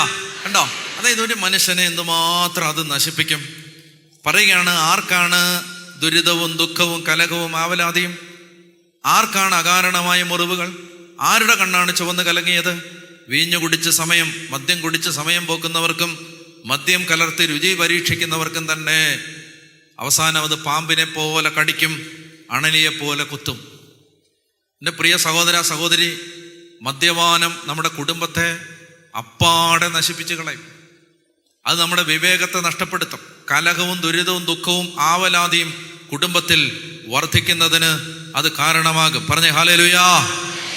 അടുത്തത് സുഭാഷിതങ്ങൾ 23-ന്റെ അതേ അധ്യായത്തിൻ്റെ 20, 21 വാക്യങ്ങൾ. സുഭാഷിതങ്ങൾ 23, 20, 21. അമിതമായി വീഞ്ഞു കുടിക്കുകയും മാംസം ഭക്ഷിക്കുകയും ചെയ്യുന്നവരുടെ കൂട്ടത്തിൽ പെടരുത്. എന്തെന്നാൽ മദ്യപനും ഭോജനപ്രിയനും ദാരിദ്ര്യത്തിൽ അകപ്പെടും. മത്തു പിടിച്ച് മയങ്ങുന്നവന് മദ്യപാനി കീറത്തുണി ഉടുക്കേണ്ടി വരും. മനസ്സിലായ? ദാരിദ്ര്യം മദ്യപാനത്തിന്റെ മറ്റൊരു ഫലം. ദാരിദ്ര്യം, കടക്കണ്ണി. എന്ത് ചെയ്താലും പുരോഗതിയില്ല. മദ്യപാനം നിർത്തി നോക്ക്. മദ്യപാനം നിർത്തി നോക്കുന്ന നിമിഷം മുതൽ ദൈവാനുഗ്രഹം കുടുംബത്തിൽ വരുന്നത് കാണാൻ പറ്റും. ഞാൻ നിങ്ങളെ വെല്ലുവിളിക്കാം. ഞാൻ താമസിക്കുന്നത് തിരുവനന്തപുരത്ത്. മൗണ്ട് കാർമൽ ധ്യാന കേന്ദ്രം, മലങ്കര ഹിൽസ്, വേറ്റിനാട്, തിരുവനന്തപുരം അഡ്രസ്. ഞാൻ നിങ്ങളെ വെല്ലുവിളിക്കുന്നു. മദ്യപാനം നിർത്ത്. ആ മിനിറ്റ് മുതൽ നിങ്ങളുടെ കുടുംബത്തിൽ വ്യത്യാസം വന്നില്ലെങ്കിൽ അഡ്രസ് മൗണ്ട് കാർമൽ ധ്യാന കേന്ദ്രം, മലങ്കര ഹിൽസ്, വേറ്റിനാട്. ആ മിനിറ്റ് മുതൽ പറഞ്ഞേ ഹല്ലേലൂയാ. ഉറക്കെ പറഞ്ഞേ ഹല്ലേലൂയാ. ഞാൻ എൻ്റെ പൗരോഹിത്യത്തിൻ്റെ ആരംഭ നാളുകളിൽ മദ്യപാനികളെയും കൊണ്ട് ധ്യാന കേന്ദ്രങ്ങളിൽ പോകുമായിരുന്നു. എന്നെ അടുത്ത കൊല്ലം ഇവിടെ അല്ല, ഓക്കെ, പിന്നെ ബഹുമാനപ്പെട്ട വട്ടായിലച്ഛൻ എന്നെ പരിചയപ്പെടില്ല. എന്നെ അച്ഛന് അറിയാവുന്നത്, എന്നെ അച്ഛൻ ആദ്യമായി ശ്രദ്ധിക്കുന്നത് തിരുവനന്തപുരത്തു നിന്നൊരച്ഛൻ കള്ളുകുടിയന്മാരെയും കൊണ്ട് അട്ടപ്പാടി വരുന്നുണ്ട്. ഞാൻ ഒത്തിരി കുടിയന്മാരെ കൊണ്ടുപോയിട്ടുണ്ട്. അവിടെ കൊണ്ടുപോയി അവരോടി രക്ഷപ്പെടാതിരിക്കാൻ അവരുടെ കൂടെ ഇരുന്ന് ഞാൻ ധ്യാനം കൂടും. അങ്ങനെയാണ് ഞാൻ നന്നായത്. അതായത് അവിടെ പോയിരുന്ന് കള്ളുകുടിയന്മാരെ കൊണ്ടുപോയി ധ്യാനം കൂടും. എൻ്റെ പ്രിയ സഹോദരങ്ങളെ, ഞാൻ ഏതാണ്ട് ഒരു 22ഓളം പേരെ അങ്ങനെ കൊണ്ടുപോയി അവിടെ അട്ടപ്പാടി തന്നെ പോയി ധ്യാനം കുടിച്ചിട്ടുണ്ട്.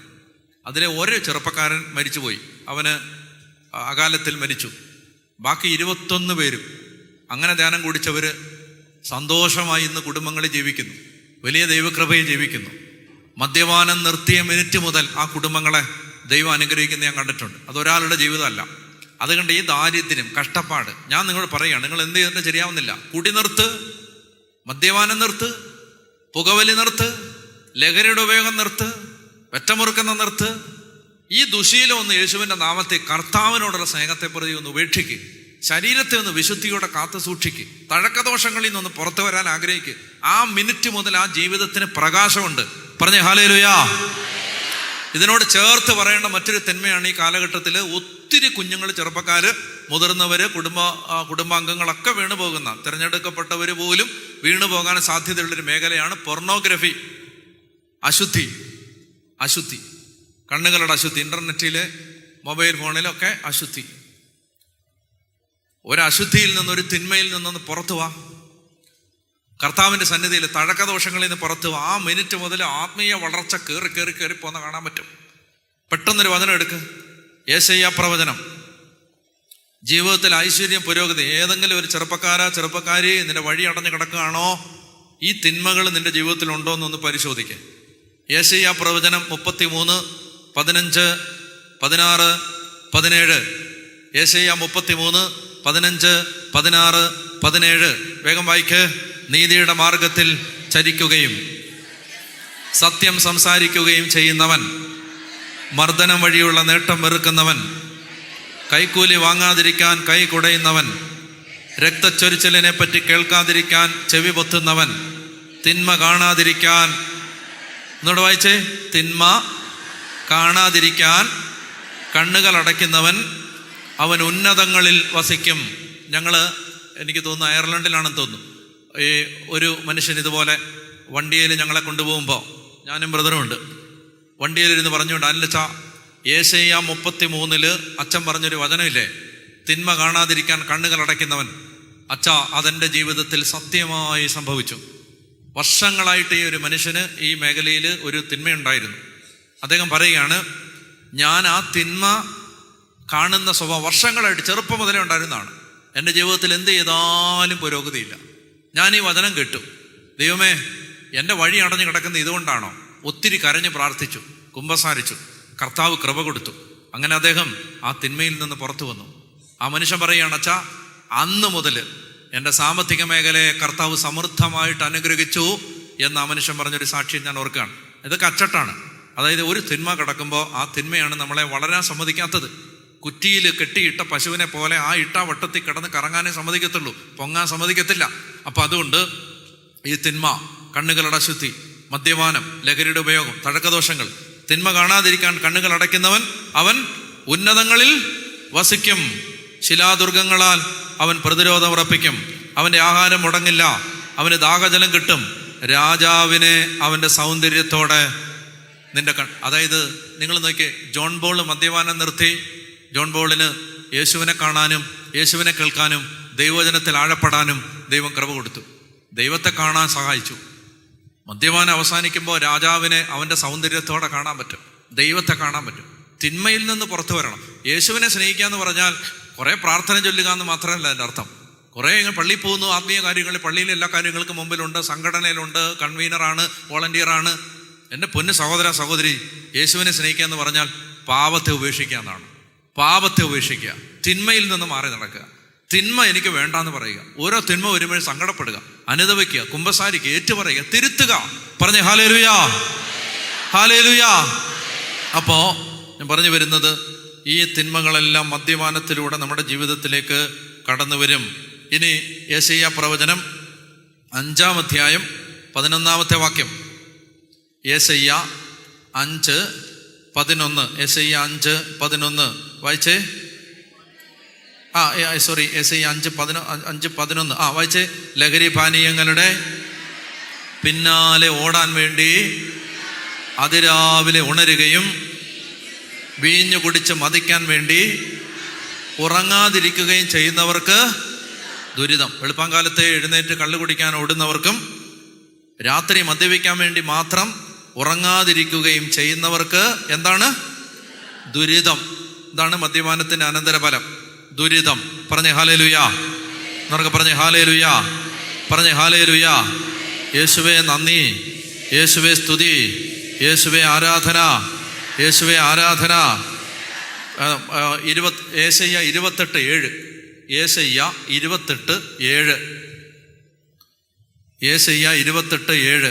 പുരോഹിതന്മാരും പ്രവാചകന്മാരും പോലും വീഞ്ഞു കുടിച്ച് മതിക്കുന്നു, ലഹരി പിടിച്ച് അവർ ആടി ഉലയുന്നു. തിരഞ്ഞെടുക്കപ്പെട്ടവർ പോലും ലഹരി പിടിച്ച് ആടി ഉലയുന്നു. വീഞ്ഞ് അവരെ വഴിതെറ്റിക്കുന്നു, അവർക്ക് ദർശനങ്ങളിൽ തെറ്റുപറ്റുന്നു, ന്യായവിധിയിൽ കാലിടറുന്നു. എന്താണെന്നറിയോ? ജഡ്ജ്മെന്റ് തെറ്റും. അതാണ് മദ്യപാനത്തിന്റെ മറ്റൊരു തിന്മ. അതായത് ന്യായവിധിയിൽ തെറ്റുപറ്റും. ഒരു കാര്യത്തിൽ ഒരു തീരുമാനം എടുക്കുമ്പോൾ ആ തീരുമാനം തെറ്റും. എടുത്ത തീരുമാനം എല്ലാം തെറ്റാവും, എടുക്കുന്ന സ്റ്റെപ്പ് എല്ലാം തെറ്റാവും. അതതിൻ്റെ പ്രശ്നം. മദ്യപാനി ന്യായവിധിയിൽ അവൻ്റെ കാലിടറും. ഇപ്പം എത്ര എണ്ണമായി? 8 10. ശരി, അപ്പം അതിനൊക്കെ മതിയായിരിക്കും. അപ്പോൾ അതുകൊണ്ട് എൻ്റെ പ്രിയപ്പെട്ട സഹോദരങ്ങളെ, ഞാൻ ഒത്തിരി വേദനയിൽ നിന്നുകൊണ്ടാണ് ഇതൊക്കെ പറയുന്നത്. ഓരോ ദിവസം പത്രം വായിക്കുമ്പോഴും ന്യൂസ് കേൾക്കുമ്പോഴും ഒക്കെ നമ്മുടെ ഈ നാട്ടിലാണോ ഇതെല്ലാം സംഭവിക്കുന്നത് എന്ന് നമുക്ക് സംശയം തോന്നുന്ന വിധത്തിൽ. ഞങ്ങളൊക്കെ താമസിക്കുന്നതിൻ്റെ ഒരു 10 കിലോമീറ്റർ അപ്പുറത്താണ് ഒരു ചെറുപ്പക്കാരൻ ചുറ്റിക കൊണ്ട് 5 പേരെ അടിച്ചു കൊന്നത്. ഞങ്ങൾ താമസിക്കുന്നതിൻ്റെ 10 കിലോമീറ്റർ അപ്പുറത്താണ്. ഇതൊക്കെ നമ്മുടെ നാട്ടിലാണോ സംഭവിക്കുന്നത് എന്ന് നമുക്ക് തോന്നുന്ന വിധത്തിലാണ് നമ്മുടെ നാട് പോയിക്കൊണ്ടിരിക്കുന്നത്. ഇതിൻ്റെ എല്ലാം പുറകിൽ മദ്യവും മയക്കുമരുന്നുമുണ്ട്. അതുകൊണ്ട് നമ്മുടെ കുടുംബങ്ങൾ വല്ലവരെയും കുറ്റം പറഞ്ഞുകൊണ്ടിരിക്കുന്നതിന് പകരം ഒരു റക്കാബേരുടെ മാതൃക, നമ്മുടെ കുടുംബങ്ങൾ ഒരു തീരുമാനം എടുക്കുകയാണ്. എന്താണ്? ഞങ്ങൾ മദ്യത്തോട് എന്നേക്കുമായി വിട പറയുന്നു. ഞങ്ങളുടെ സദസ്സുകളിൽ, ഞങ്ങളുടെ കൂട്ടായ്മകളിൽ, ഞങ്ങളുടെ കുടുംബങ്ങളിൽ, ഞങ്ങളുടെ വിശേഷാവസരങ്ങളിൽ മദ്യം ഞങ്ങൾ പ്രവേശിപ്പിക്കില്ല. നിങ്ങൾ നമ്മുടെ ചുറ്റിനും ക്രിസ്തീയ സമൂഹങ്ങളെ തന്നെ നോക്കിയോ. മദ്യപാനത്തെ പ്രോത്സാഹിപ്പിച്ച സമൂഹങ്ങളുടെ ഗതി എന്തായി? മദ്യപാനം കുഴപ്പമില്ല എന്ന് പറഞ്ഞ കുടുംബങ്ങളുടെ ഗതി എന്തായി? ചുറ്റുപാട് വെറുതെ ഒന്ന് കണ്ണു തുറന്ന് നോക്കിയാൽ മതി. ഈ കേരളത്തിൽ നോക്കിയാൽ മതി. മദ്യപാനത്തെ പ്രോത്സാഹിപ്പിച്ച വ്യക്തികളും മദ്യപാനത്തെ പ്രോത്സാഹിപ്പിച്ച സമൂഹങ്ങളും ഇന്ന് എവിടെ എത്തി നിൽക്കുന്നു? ഒറ്റ കുടുംബത്തിൽ സമാധാനമില്ല. ഒറ്റ കുടുംബത്തിൽ മദ്യപാനിയുടെ ഒരു വീട്ടിലും ഐശ്വര്യമില്ല, പുരോഗതിയില്ല. തൽക്കാലത്തേക്കെല്ലാം നല്ലതായിട്ടെന്ന് തോന്നും. പക്ഷേ ജീവിതം തകർന്നടിയുമ്പോൾ ആ തകർന്നടിയാൻ കാരണമായ കാരണങ്ങളിൽ പ്രധാനപ്പെട്ടതായി മദ്യപാനം ഉണ്ടാവും. വാഴക്കുളത്തെ പ്രിയപ്പെട്ട ദൈവജനമേ, ഇത് കേട്ടുകൊണ്ടിരിക്കുന്ന മക്കളെ, ഈ രാത്രിയിൽ കർത്താവിൻ്റെ ആത്മാവ് പ്രേരണ തരുമ്പോൾ തീരുമാനം എടുക്കണം. ദൈവമേ, ഞങ്ങൾ ജീവിതത്തിൽ ഇനി മദ്യം പ്രോത്സാഹിപ്പിക്കില്ല. ചേച്ചിമാർ ഒത്തിരി പേര് മദ്യപിക്കുന്നവരല്ല, അല്ലെങ്കിൽ മദ്യത്തോട് താല്പര്യമുള്ളവരല്ല. പക്ഷെ നിങ്ങൾ ഈ തീരുമാനം എടുക്കണം. നിങ്ങൾ എവിടെയെങ്കിലും ഇത് കണ്ടാൽ അവിടെ ചെന്ന്, വഴക്കുണ്ടാക്കാനല്ല, അവിടെ ചെന്ന് നിങ്ങൾ പറയണം, മക്കളെ, നമ്മൾ വിശ്വാസികൾക്ക് ഈ മദ്യം നല്ലതല്ല, നമ്മളിത് പ്രോത്സാഹിപ്പിക്കരുത്. അവർ കേട്ടോ കേട്ടില്ലയോ, നിങ്ങളുടെ നിലപാട് കൃത്യമായിരിക്കണം. നിങ്ങൾ നേരെ ഒരാൾ നിന്നാൽ മതി, ആ ആളെ പ്രതി ദൈവം കുടുംബത്തെ കാക്കും. അതുകൊണ്ട് പ്രിയപ്പെട്ട സഹോദരങ്ങളെ, ചെറുപ്പക്കാരെ, കുഞ്ഞുങ്ങളെ, മക്കളെ, വീഞ്ഞ്, ബിയറ്, ലഹരി പാനീയങ്ങൾ, MDMA, കഞ്ചാവ്, മറ്റ് ലഹരി വസ്തുക്കൾ ഈ പരിസരത്ത് പോലും പോകരുത്. ഇത് നശിപ്പിക്കും. ഇത് നശിപ്പിച്ച് ജീവിതം നശിപ്പിച്ച് ഒടുവിൽ നിങ്ങൾ ഓം പ്രകാശ് ജോൺ ബോളായ സാക്ഷ്യം കേൾക്കുമ്പോൾ നിങ്ങൾ വിചാരിക്കും ജീവിതത്തിലെ ഏതെങ്കിലും ഒരു കാലത്ത് മാനസാന്തരപ്പെട്ട് തിരിച്ചു വരാൻ അവസരമുണ്ടെന്ന്. 100 പേരിൽ 99 പേര് മരിച്ചു പോകുന്നിടത്താണ് ഒരു ഓം പ്രകാശ് ജോൺ ബോളായി രക്ഷപ്പെടുന്നത്. 100-ൽ 99 മരിക്കും, നശിക്കും. ഒരെണ്ണം ദൈവത്തിൻ്റെ കരുണ കൊണ്ട്, ആരുടെ പ്രാർത്ഥന കൊണ്ട് രക്ഷപ്പെടും. അതുകൊണ്ട് തിരിച്ചു വരാനൊരവസരം ഉണ്ടെന്ന് വിചാരിക്കരുത്. കുടുംബങ്ങൾ അതുപോലെയാണ്. കുഞ്ഞുങ്ങൾ ഇന്ന് തകർന്നു പോയിക്കൊണ്ടിരിക്കുന്നത്. എന്തെല്ലാമാണ് കാണിച്ചു കൂട്ടുന്നത് നമ്മുടെ കുഞ്ഞുങ്ങളെ. നമുക്ക്, അതായത് ഒരു ചെറിയ കുഞ്ഞിനെ പോലും നമുക്ക് വിശ്വസിക്കാൻ പറ്റാത്തൊരവസ്ഥയിൽ കുഞ്ഞുങ്ങളുടെ മാനസിക നിലവാണ്. അതായത് ചെറിയ കുഞ്ഞുങ്ങളെ ദുരുപയോഗിക്കുന്നു. നമ്മുടെ ഈ ചുറ്റുപാട് നടക്കുന്ന കാര്യങ്ങൾ ഞാൻ പറയുകയാണ്. അമ്മയ്ക്ക് ബാത്റൂമിൽ വെന്റിലേഷൻ ഉള്ളത് പേടിയാണ്. അമ്മ ഇപ്പോൾ അത് അടച്ചു വെച്ചിരിക്കുകയാണ്. കാരണം എന്താ? അമ്മയുടെ നഗ്ന ചിത്രം മകൻ മൊബൈൽ ഫോണിൽ എടുക്കുകയാണ്. അവന് സുബോധമില്ല. ചെറിയ കുട്ടി. ഒരുപാടുണ്ട് പറയാനാണെങ്കിൽ. അങ്ങനെ ഒരു അവസ്ഥയിലേക്ക് നമ്മുടെ കാലം ഇങ്ങനെ വന്നു. നമ്മൾ അതുകൊണ്ട് ഇനി ഇതിനൊന്നും പ്രോത്സാഹിപ്പിച്ചുകൊണ്ട് നടക്കരുത്. മനുഷ്യൻ്റെ സുബോധം നഷ്ടപ്പെടുത്തുന്ന ഒരു തിന്മയ്ക്ക് നമ്മൾ കൂട്ടു നിൽക്കരുത്. അത് നല്ലതാണ്, വല്ലപ്പോഴും അല്ലേ ഉള്ളൂ. ഈ കുഞ്ഞുങ്ങളിത് കാണുന്നുണ്ട്. നമ്മൾ ഒരുമിച്ച് കള്ള് കുടിക്കുമ്പോൾ കുഞ്ഞുങ്ങളിത് കാണുന്നുണ്ട്. അവർ പോയിട്ട് ഡ്രഗ് ഉപയോഗിക്കാൻ അവർക്കതൊരു പ്രോത്സാഹനമാണ്. നമ്മുടെ മാതാപിതാക്കൾ ഒരു നമ്മൾ മദ്യത്തിനെതിരാണ്. അത് നമുക്ക് ആത്മീയ വളർച്ച നൽകില്ല. ഒരു തീരുമാനം എടുക്കാൻ കർത്താവിൻ്റെ ആത്മാവ് ഈ കാലഘട്ടത്തിൽ ഒത്തിരി ഈ ഒരു കാര്യത്തെ നമ്മൾ ശ്രദ്ധ പുലർത്തണം. ഒരുപാട് ശ്രദ്ധിക്കണം. കുഞ്ഞുങ്ങളെയൊക്കെ ചേർത്ത് പിടിക്കണം. കുഞ്ഞുങ്ങൾക്ക് സ്നേഹം കൊടുക്കണം. അവരുടെ കൂടെ തന്നെ ഉണ്ടാവണം. അവർക്ക് സംസാരിക്കാൻ സ്പേസ് കൊടുക്കണം. അവരെ കേൾക്കണം. പ്രിയ സഹോദരങ്ങളെ, നമ്മുടെ കുഞ്ഞുങ്ങൾ തലമുറ നശിച്ചു പോകാൻ സമ്മതിക്കരുത്. ഒന്ന് എഴുന്നേറ്റ് നിൽക്കാം.